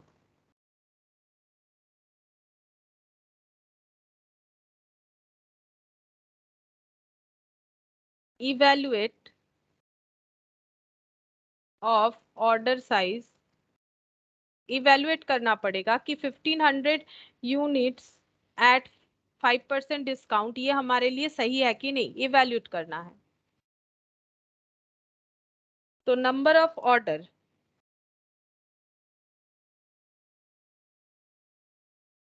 ईयरली 5200 यूनिट मीट करना है। और अगर हम लोग एक बार में ऑर्डर करते हैं 100, नहीं, एक बार में कितना ऑर्डर कर रहे हैं, अगर हम लोग 1500 यूनिट ऑर्डर करते हैं तो ये सही होगा कि नहीं, इवैल्यूएट कर रहे हैं ना। तो अगर 1500 के हिसाब से ऑर्डर करेंगे तो नंबर ऑफ ऑर्डर कितना हो जाएगा, तो ये हो जाएगा 3.46, यानी हम लोग बोल सकते हैं कि 4 अप्रोक्स, ठीक है, 4 अप्रोक्स। तो इतना बार ऑर्डर करना पड़ेगा, तो ऑर्डरिंग कॉस्ट क्या हो जाएगा, 4 टाइम्स इनटू ऑर्डरिंग कॉस्ट कितना है 100, ये हो गया 400, ठीक है। अच्छा, कैरिंग कॉस्ट कितना हो जाएगा, हाफ इंटू ईओक्यू, मतलब अभी हम लोग ये मान रहे हैं कि 1500 करके ऑर्डर करेंगे, हम लोग का ईओक्यू 1500 है, half into EOQ into carrying cost per unit per annum. अब कैरिंग कॉस्ट कैसे आएगा, 500 का 20% है, तो परचेस प्राइस का 20%, लेकिन अभी 500 जो है वो 5% डिस्काउंट पे मिलेगा, तो 500 से 5% लेस करने के बाद जितना अमाउंट आएगा उस पे हम लोग 20% चार्ज करेंगे। तो 500 पे 5% का अगर डिस्काउंट कर देते हैं तो कितना आएगा, चेक करते हैं। 500 पे 5% का डिस्काउंट करने पे 25 रुपए का डिस्काउंट होगा, तो 500 माइनस 25, तो ये हो गया 475, इस पे 20% 95 हो जाएगा। तो 95 इंटू 1500 डिवाइडेड बाई 2, तो 71,250 इतना आ रहा है, 71,250 आ रहा है, ठीक है। तो टोटल हो जाएगा 71,650, ये टोटल कॉस्ट हो गया। टोटल कॉस्ट, इसमें हम लोगों ने परचेस कॉस्ट को सिर्फ एक्सक्लूड किया है, ठीक है। ऑर्डरिंग कॉस्ट हो गया, कैरिंग कॉस्ट हो गया। अच्छा, और अगर हम लोग 102 के बेसिस पे करेंगे तो हम लोग का ऑर्डरिंग कॉस्ट कैरिंग कॉस्ट क्या होगा, ये चेक करते हैं। अगर हम लोग 102 बेसिस पे करेंगे, मतलब अगर हम लोग ईओक्यू बेसिस पे करते हैं तो हम लोग का कॉस्ट क्या आएगा, annual cost if ordered 100 to, तो ऑर्डरिंग कॉस्ट हो जाएगा 5200 पूरे ईयर में चाहिए, 102 करके करेंगे तो कितना नंबर ऑफ ऑर्डर हो रहा है into 100, ordering cost per unit per annum पता चल जाएगा। तो 5200 divided by 102 into 100, 5098 point something आ रहा है। तो 5098 गलत कर दिया शायद मैंने। 5200 डिवाइडेड बाई 102, अच्छा 5200 डिवाइडेड बाई 102 50.9 ऐसा कुछ आ रहा है इंटू 100, 5098। एक्चुअली क्या किया है इन्होंने, 51 ऑर्डर इसको कंसीडर कर लिया है जो अप्रोक्सीमेशन पे आ रहा है, फिर इन्होंने 5100 रुपीज में इसे कैलकुलेट किया है।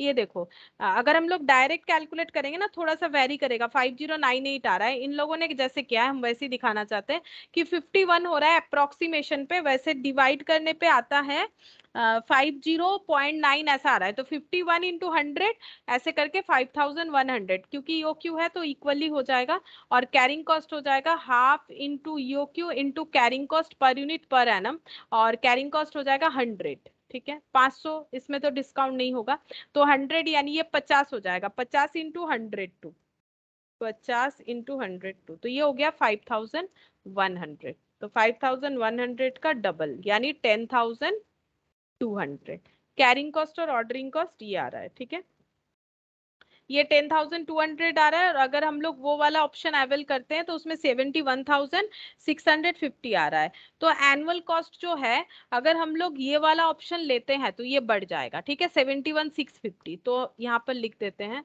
हम लोग चाहे तो इसमें परचेज प्राइस जोड़ के भी चेक करके देख सकते हैं, तब भी ये ज्यादा ही होगा। इसका अगर परचेज प्राइस देखेंगे तो परचेज प्राइस यहाँ पर कितना हो जाएगा, 5200 यूनिट इंटू 500 पे 5% डिस्काउंट करके जितना आएगा, और यहाँ पर तो एक्चुअली परचेस प्राइस तो इम्पैक्ट नहीं डालता है ना, एक्चुअली ऑर्डरिंग और कैरिंग डालता है। हम लोग चाहे तो यहाँ परचेस प्राइस ऐड करके देखेंगे तो भी ये कम ही होगा और वही ज्यादा होगा। ठीक है, नॉर्मल सा बात है। अगर ये दोनों का टोटल 10200 है, अब इसमें परचेस प्राइस चेक कर लो अगर चेक करना चाहते हो, तो 5200 पे परचेस प्राइस आता है 500, ऐड करके हम लोग देख सकते हैं। ये देखो 5200 इंटू 500, तो ये आ रहा है 26 lakh, 26 lakh plus 10200 total cost अगर हम लोग निकालें, तो ये आ रहा है 26,10,200। और इस पे अगर लगाएंगे तो 5200, ये कितना होगा, यहाँ पर 500 माइनस 50%, मतलब इंटू 5%, सॉरी 5%, तो 500 माइनस 25। ठीक है, तो ये 475 आ जाएगा, 475 इंटू 5200, तो इसका परचेस प्राइस आएगा 24,70,000। ठीक है, प्लस 71,650, तो ये आ रहा है 25 लाख। अच्छा ये ज्यादा आ रहा है क्या, 25 लाख आ रहा है, 25,41,650 आ रहा है। सही किया है मैंने, परचेस प्राइस 500 इंटू 5% माइनस 500, मतलब 500 में 25 रुपए कम, 475, 24,70,000, और ये आ रहा है 26,10,200, 24,70,000 प्लस 71,650, ये 25 लाख आ रहा है, ये तो कम आ जा रहा है। देखते हैं इन्होंने कैसा इवैल्यूएशन किया है, एक्सक्लूड करके किया है आइटम कॉस्ट।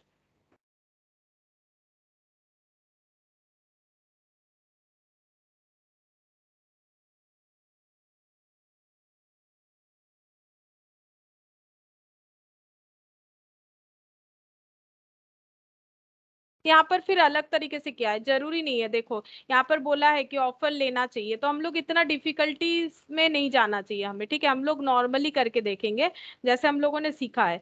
तो यहाँ पर एक काम करते हैं, देखो, अरे इन लोगों ने फिर अलग तरीके से चेक करके देखा है, हमें वैसे नहीं करना। हम लोग यहाँ पर परचेस प्राइस भी लगा देते हैं, ठीक है, परचेस प्राइस भी लगा देते हैं, तो हम लोग के लिए ये कैलकुलेशन आसान हो जाएगा। परचेस प्राइस लगा लेते हैं 5200 इंटू 475, ठीक है, इसमें आ जाएगा 24,70,000 और इसका टोटल अगर करें तो ये आ जाएगा टोटल कॉस्ट। हम लोग एक्सक्लूड करके नहीं करेंगे, 24,70,000 यही बेटर रहेगा, जो प्रोसेस हम लोग ग्रुप 1 में कर रहे थे। 25,41,650 आ रहा है, और इस पे अगर परचेस प्राइस का एडिशन डालते हैं तो ये आ जाएगा टोटल कॉस्ट में ये। तो फिर हमें ऑफर जरूर लेना चाहिए, क्योंकि टोटल ये 25 लाख समथिंग हो रहा है, ये 26 लाख समथिंग हो रहा है, तो हमें ऑफर लेना चाहिए। इसी चीज को घुमा फिरा के यहाँ पर देके बोल रहा है, कुछ अलग तरीके से किया है, और फिर बोला है कि it is advisable to accept the offer. तो हम लोग अपने हिसाब से लिख देते हैं, we should accept the offer, we should accept the offer as it save rupees, देख लेते कितना हो रहा है, कितना बचत हो जा रहा है, 26,10,200 अगर विदाउट ऑफर में चलते हैं, और ऑफर लेते हैं 25,41,650।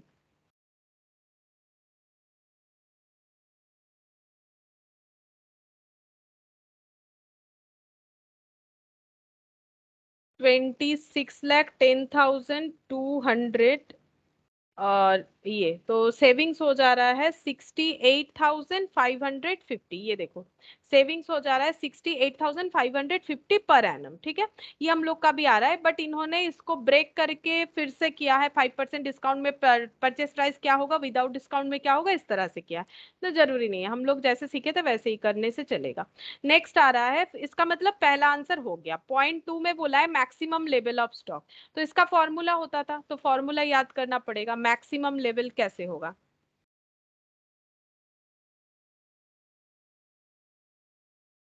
मैक्सिमम लेवल का फॉर्मूला मिनिमम लेवल भी बोला है, तो मैक्सिमम लेवल का फॉर्मूला होता है reorder level ROL plus ROQ, अगर याद आ रहा है तो ROL plus ROQ minus mean UT, ये वाला फॉर्मूला होता था, ठीक है, मैंने शॉर्ट फॉर्म बताया था पहले भी। तो ROL मतलब रीऑर्डर क्वांटिटी, ठीक है, सॉरी रीऑर्डर लेवल, ROQ मतलब रीऑर्डर क्वांटिटी, ठीक है, और मिनिमम मीन UT मतलब minimum usage into minimum time.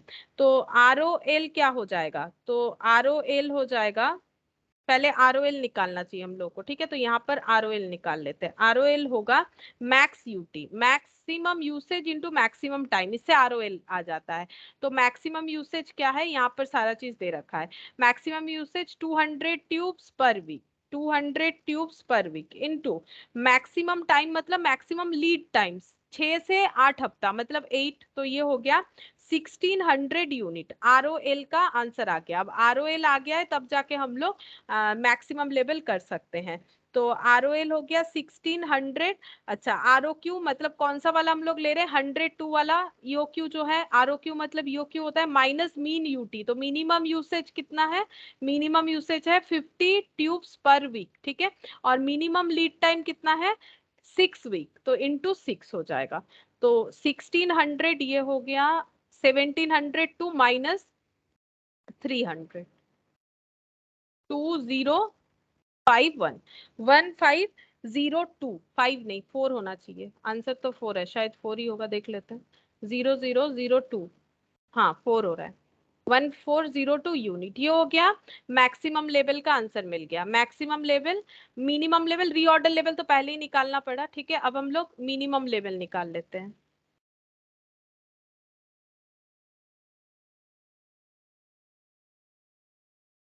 Minimum level में हो जाएगा ROL माइनस नॉर्मल NUT, ठीक है, normal UT, normal usage into normal lead time. तो ROL रीऑर्डर लेवल है 1600, अभी हम लोगों ने कैलकुलेट किया था। अब नॉर्मल यूसेज अगर नहीं होता है, नॉर्मल मतलब ही एवरेज होता है, ठीक है, जैसे हम लोगों ने ग्रुप 1 में पढ़ा था, यहाँ पर नॉर्मल अलग से दे रखा है, तो हम लोग उसे यूज कर सकते हैं। 100 per week into normal lead time हो जाएगा एवरेज, ये दोनों का average 6+8 divided by 2, 6+8 divided by 2, ये हो जाएगा नॉर्मल टाइम। तो 1600 माइनस 100 इंटू, ये हो गया 7 वीक हो जाएगा, ठीक है। ये 14 डिवाइडेड बाई 2 हो रहा है, तो 7 हो गया। 700, 1600 माइनस 700, तो ये हो गया कितना हो जाएगा, ये माइनस करने से 900 होगा, ठीक है। 900 यूनिट, ये हो गया मिनिमम लेवल। देखो ये आंसर आ गया मिनिमम लेवल। तो बिल्कुल ग्रुप 1 का ही क्वेश्चन था, कुछ नया चीज था नहीं। अच्छा, अब इलास्ट्रेशन 14।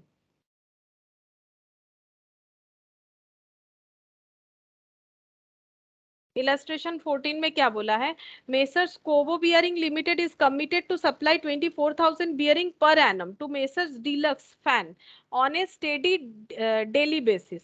तो पर एनम 24,000 जो है सप्लाई करना पड़ेगा, कमिटमेंट हो रखा है।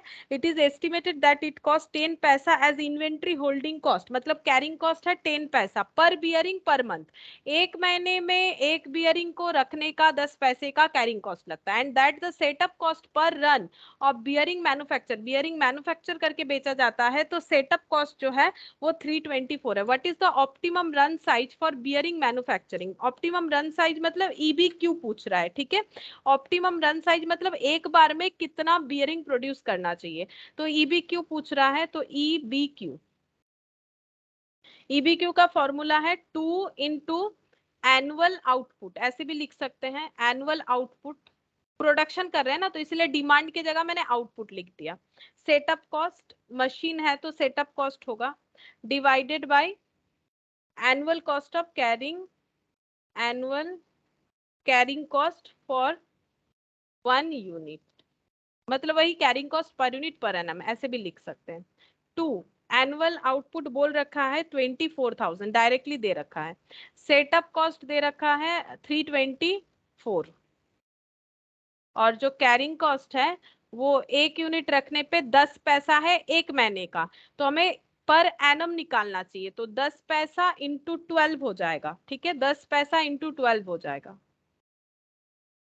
ईयरली, तभी पर यूनिट पर एनम निकलेगा।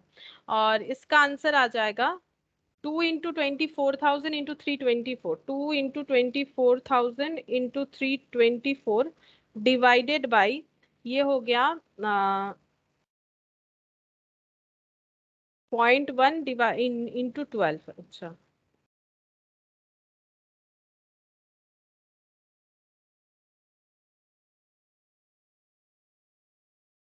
12,96,000 ऐसा आ रहा है इसका रूट।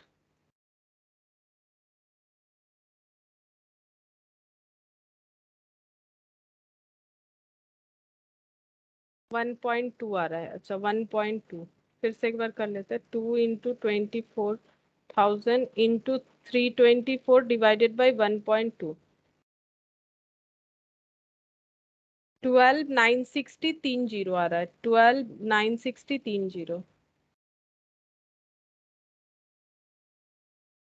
3,600। 3,600। हाँ, ये इतना आ रहा है, तो इसका मतलब 3,600 यूनिट विदाउट एनी अप्रोक्सीमेशन आ रहा है, ठीक है। तो ये हो गया हम लोग का पहला आंसर ईओक्यू का। अच्छा, उसके बाद what should be the interval between the consecutive optimum run, तो यहाँ पर भी कुछ अलग तरीके से क्या है, हम लोग अपने हिसाब से करेंगे कि दो ऑर्डर के बीच में कितना गैप होना चाहिए, ठीक है। तो पहले हम लोग देखेंगे कि कितना ऑर्डर हो रहा है। ये देखो यहाँ पर बोल रहा है interval between 2 consecutive optimum run, हम लोग भी लिख लेते हैं, इसी का आंसर निकालना है। इंटरवल बिटवीन 2 कंसेक्यूटिव रन, मतलब एक एक बैच प्रोडक्शन करने के बाद कितने टाइम बाद दूसरा बैच हम लोग प्रोडक्शन करेंगे, ठीक है। तो हम लोग का डिमांड क्या है, डिमांड है, डिमांड है हम लोगों का 24,000 यूनिट,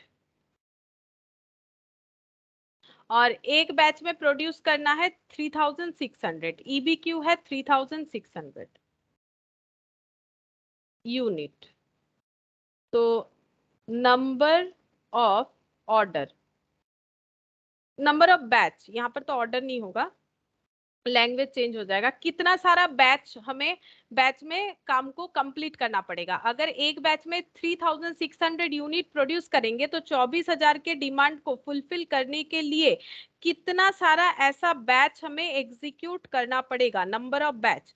तो नंबर ऑफ बैच आ रहा है 6.666 इस तरह से आ रहा है, यानी अप्रोक्सीमेशन में हम लोग यहाँ पर 7 भी ले सकते हैं, ठीक है, या फिर इस तरह से 6.666। अब हमें बोला है गैप। गैप क्या हो जाएगा, गैप कितना हो जाएगा, तो एक, और अगर हम लोग गैप जो है वो ईयरली में चेक करेंगे क्योंकि ईयरली डिमांड लेके किया है, तो आंसर क्योंकि डेज में है तो हम डेज लगा रहे हैं, ठीक है। हम लोग चाहे तो वो मंथली भी कर सकते हैं। 365 डेज डिवाइडेड बाई ये हो गया 6.666, इस तरह से कर सकते हैं। तो 365 डिवाइडेड बाई कैलकुलेटर में 6.66, जब तक कैलकुलेटर लेते जाएगा हमें करते जाना है। तो 54.75 ऐसा कुछ आ रहा है, मतलब 55 लिख सकते हैं हम लोग। इन्होंने कितना लिया है देख लेते हैं, 54 ही लिया है, ठीक है। तो 54 कैलेंडर ईयर, ठीक है, calendar days, sorry calendar days, मतलब एक बैच एग्जीक्यूट होने के 54 डेज बाद फिर दूसरा बैच एग्जीक्यूट होगा। इस तरह से अगर हम लोग करेंगे तो ईयर में 7 टाइम्स या अप्रोक्सीमेटली 6.66 टाइम्स हम लोग प्रोडक्शन करेंगे, बैच का प्रोडक्शन करें, मतलब बैच में प्रोडक्शन करेंगे। Find out the minimum inventory holding cost. Next बोला है point number C, minimum inventory holding cost. Holding मतलब कैरिंग कॉस्ट, ठीक है। होल्डिंग कॉस्ट कैसे कैलकुलेट किया जाता है, मिनिमम तभी होगा अगर हम लोग ईबीक्यू को फॉलो करते हैं। तो half into EOQ into carrying cost per unit per annum. EOQ है 3600 into carrying cost per unit per annum. Carrying cost per unit per annum है 1.2 आया था, ये 0.1 इंटू 12 1.2, तो 1.2 1.2 इंटू 3600 डिवाइडेड बाई 2, मतलब 2000 रुपीज 2160 होना चाहिए। चेक करते हैं मिनिमम इन्वेंट्री कॉस्ट, ये रहा। मतलब वही हमें मिनिमम इन्वेंट्री नहीं, मिनिमम इन्वेंट्री होल्डिंग कॉस्ट मतलब कैरिंग कॉस्ट। तो कैरिंग कॉस्ट का जो फॉर्मूला होता है half into EOQ into carrying cost per unit per annum, ठीक है। लेकिन जब एक बार क्वेश्चन करना है तो इसको डिटेल्स में लिखना है। सिर्फ ऐसे अगर लिख के छोड़ देंगे तो हम लोग का मार्क्स कट सकता है, ठीक है, पूरा लिखना पड़ेगा। अच्छा, और एक लास्ट क्वेश्चन है इलास्ट्रेशन 15, और ये जो 16 है, सॉरी 17 जो है ये ऑलरेडी करवाया हुआ है। जब हम लोग स्ट्रेट लाइन का क्वेश्चन किए थे, फिट ए स्ट्रेट लाइन, जो स्टडी नोट 2 में 2 का ही पार्ट था, तब हम लोगों ने ये वाला देखा था, ठीक है। अच्छा, पहले हम ये 16 बता देते हैं, छोटा सा है, उसके बाद ही हम 15 बताएंगे। ये देखो 16 में क्या बोला है, monthly demand for a component 1000 unit, setting up cost per batch 120, cost of manufacturing per unit 20, rate of interest may be considered at 10%, calculate EOQ. Simple EOQ calculate करने बोला है। ईबीक्यू में 2 into annual output. Annual output कितना होगा, annual output है 1000 है, monthly तो 1000 into 12 into यहाँ पर बैच सेटअप कॉस्ट हो जाएगा, ठीक है। ऑर्डरिंग कॉस्ट की तरह सेटअप कॉस्ट लगेगा। सेटअप कॉस्ट है 120, तो सेटअप कॉस्ट हो गया 120 divided by carrying cost. Inventory carrying cost, inventory carrying cost है, मैन्युफैक्चरिंग करने का कॉस्ट हो रहा है 20 और इसे रखने का कॉस्ट है 10% पर एनम, तो 20 इंटू 10% पर एनम। तो यहाँ पर डिवाइड करने से 10/100, ये 2 हो गया, 2 कैंसिल, तो 1000 इंटू 12 120 इंटू 12 इंटू 1000, ये हो जाता है रूट ओवर ऑफ 1,44,000, ये हो गया। तो 144 का 12 और 4 जीरो के लिए 2 जीरो, मतलब 1200 हाँ 1200 यूनिट। बस इतना सही है। 17 ऑलरेडी किया हुआ है, बचा ये वाला क्वेश्चन, ठीक है। ये थोड़ा सा अलग है क्वेश्चन, अलग है इन द सेंस ये मतलब इसमें पूरा नहीं है, क्वेश्चन में इंफॉर्मेशन आधा अधूरा है, बट एग्जाम में आया हुआ है और इसी तरह से ही आया हुआ है, तो हम लोग इसी तरह से करेंगे। क्यों आधा अधूरा है अभी हम बताते हैं। देखो यहाँ पर बोल रहा है company planning to manufacture a household cooking range has to decide on the location of the plant. तो कंपनी प्रोडक्ट मैन्युफैक्चर करिए अपने प्लांट पे, 3 locations are being Patna, Patna में इनका एक लोकेशन है प्लांट का, रांची में है, धनबाद में है। The fixed cost of 3 locations are estimated to be 30, 50, 25 lakh per annum. तो पटना का खर्चा है fixed 30 lakh per annum, Ranchi का 50 लाख पर एनम, धनबाद का 25 lakh per annum. The variable cost है 300, 200 एंड 350 पर यूनिट। एक यूनिट बनाने में वेरिएबल कॉस्ट है 300, 200, 350। तो ये 300 पटना को बिलोंग कर रहा है, ये 200 रांची का है, धनबाद का है 350। The expected sale price of the cooking range is 700 per unit. बोल रहा है कि जो प्रोडक्ट ये लोग प्रोड्यूस कर रहा है उसको बेचेगा 700 रुपए पर यूनिट में। हमें क्या फाइंड आउट करना है, the range of annual production और sales volume for which each location is most suitable. बोल रहा है कि एनुअल प्रोडक्शन या एनुअल सेल्स जितना होगा वो जो भी वॉल्यूम में होगा, अगर हम लोग प्रोड्यूस करना चाहे कौन सा लोकेशन हमें चूज करना चाहिए। अगर हम लोग का एनुअल कुछ एक डिमांड है प्रोडक्शन के लिए तो वो प्रोडक्शन हमें कहाँ करना चाहिए, पटना में, रांची में या धनबाद में करना चाहिए, पहला क्वेश्चन। दूसरा बोल रहा है which one of the 3 location is best location eight A production और सेल्स वॉल्यूम ऑफ 18,000 यूनिट। अगर हम लोग 18,000 यूनिट प्रोड्यूस करना चाहते हैं तो सबसे अच्छा लोकेशन कौन सा होगा। इस क्वेश्चन में प्रॉब्लम ये है कि सेकंड वाला क्वेश्चन तो ठीक है कि अगर हम लोग 18,000 यूनिट प्रोड्यूस करना चाह रहे हैं तो बेस्ट लोकेशन कौन सा होगा, ये समझ में आता है। लेकिन जो पहला क्वेश्चन दिया हुआ है कि एनुअल प्रोडक्शन या सेल्स को मेंटेन अगर हमें करना है, प्रोड्यूस करना है, उसके हिसाब से तो हमें कौन सा प्रोडक्शन जो है लोकेशन लेना चाहिए, कौन सा सबसे बेस्ट होगा, वो हमें बताने के लिए बोला है। बट हमें यही नहीं बताया कि एनुअल इनका जो डिमांड है वो कितना है। तो इस क्वेश्चन को जो सॉल्व किया गया है ना, ये देखो इस क्वेश्चन को किस तरह से सॉल्व किया गया है। एनुअल डिमांड का रेंज जो है ना अपने हिसाब से इन्होंने एजम्पशन लिया है। We can compute and plot the total cost per annum at the 3 different location on the various cases of production volume. इन्होंने ये देखो ये जो है अपने मन से ये रेंज को ले लिया। अब क्या हमें यही वाला रेंज लेना है, जरूरी नहीं है, हम लोग अपने मन से भी कोई रेंज ले सकते हैं। लेकिन बेटर ये होगा कि ये क्वेश्चन इसी तरह से ही सेम ऐसे ही आया हुआ है, तो अगर ये रेंज थोड़ा याद रख लो कि 5 फिर 10 15 20 25, तो क्या होगा हमारा कैलकुलेशन आसान हो जाएगा, क्योंकि ये जो डेटा है उसके हिसाब से ये जो वैल्यूज है वो सूटेबल हो रहा है। बाकी यहाँ पर देना चाहिए था क्वेश्चन का इंफॉर्मेशन थोड़ा सा आधा अधूरा है, ठीक है। लेकिन इस तरह से एग्जाम में ये क्वेश्चन आया हुआ है। अब इसको कैसे कैलकुलेट किया है देखो, हम लोग पहले निकालेंगे total cost for each location, ठीक है। टोटल कॉस्ट मतलब variable cost plus fixed cost, ठीक है। टोटल कॉस्ट ईच लोकेशन तो हर एक लोकेशन का निकाल लेते हैं। तो सबसे पहले है पटना, पटना का टोटल कॉस्ट हो जाएगा। पटना का वेरिएबल कॉस्ट है 300 पर यूनिट, ऐसा कुछ था, पटना का है 300 पर यूनिट। तो 300, और अगर हम लोग एक्स यूनिट प्रोड्यूस कर रहे हैं, ये हम लोग पहले लिख लेंगे, let X unit be produced, ठीक है। तो फिक्स्ड कॉस्ट दे रखा है, फिक्स्ड कॉस्ट है हम लोगों का 30 लाख, ठीक है, 30 लाख। तो यहाँ पर टोटल हो गया 300x प्लस 30 लाख। अच्छा, पटना के बाद रांची, रांची का हो गया एक्स यूनिट यहाँ भी प्रोड्यूस होगा। रांची का फिक्स्ड कॉस्ट है 50 लाख और वेरिएबल है 200, तो 200 और 50 लाख, तो यहाँ पर हो गया 200x प्लस 50 लाख। क्वेश्चन में कुछ है नहीं खास, ठीक है, क्वेश्चन एकदम आसान है। इसके बाद धनबाद, धनबाद का हो गया 25 और इधर 25 और ये है 350, 350 और 25,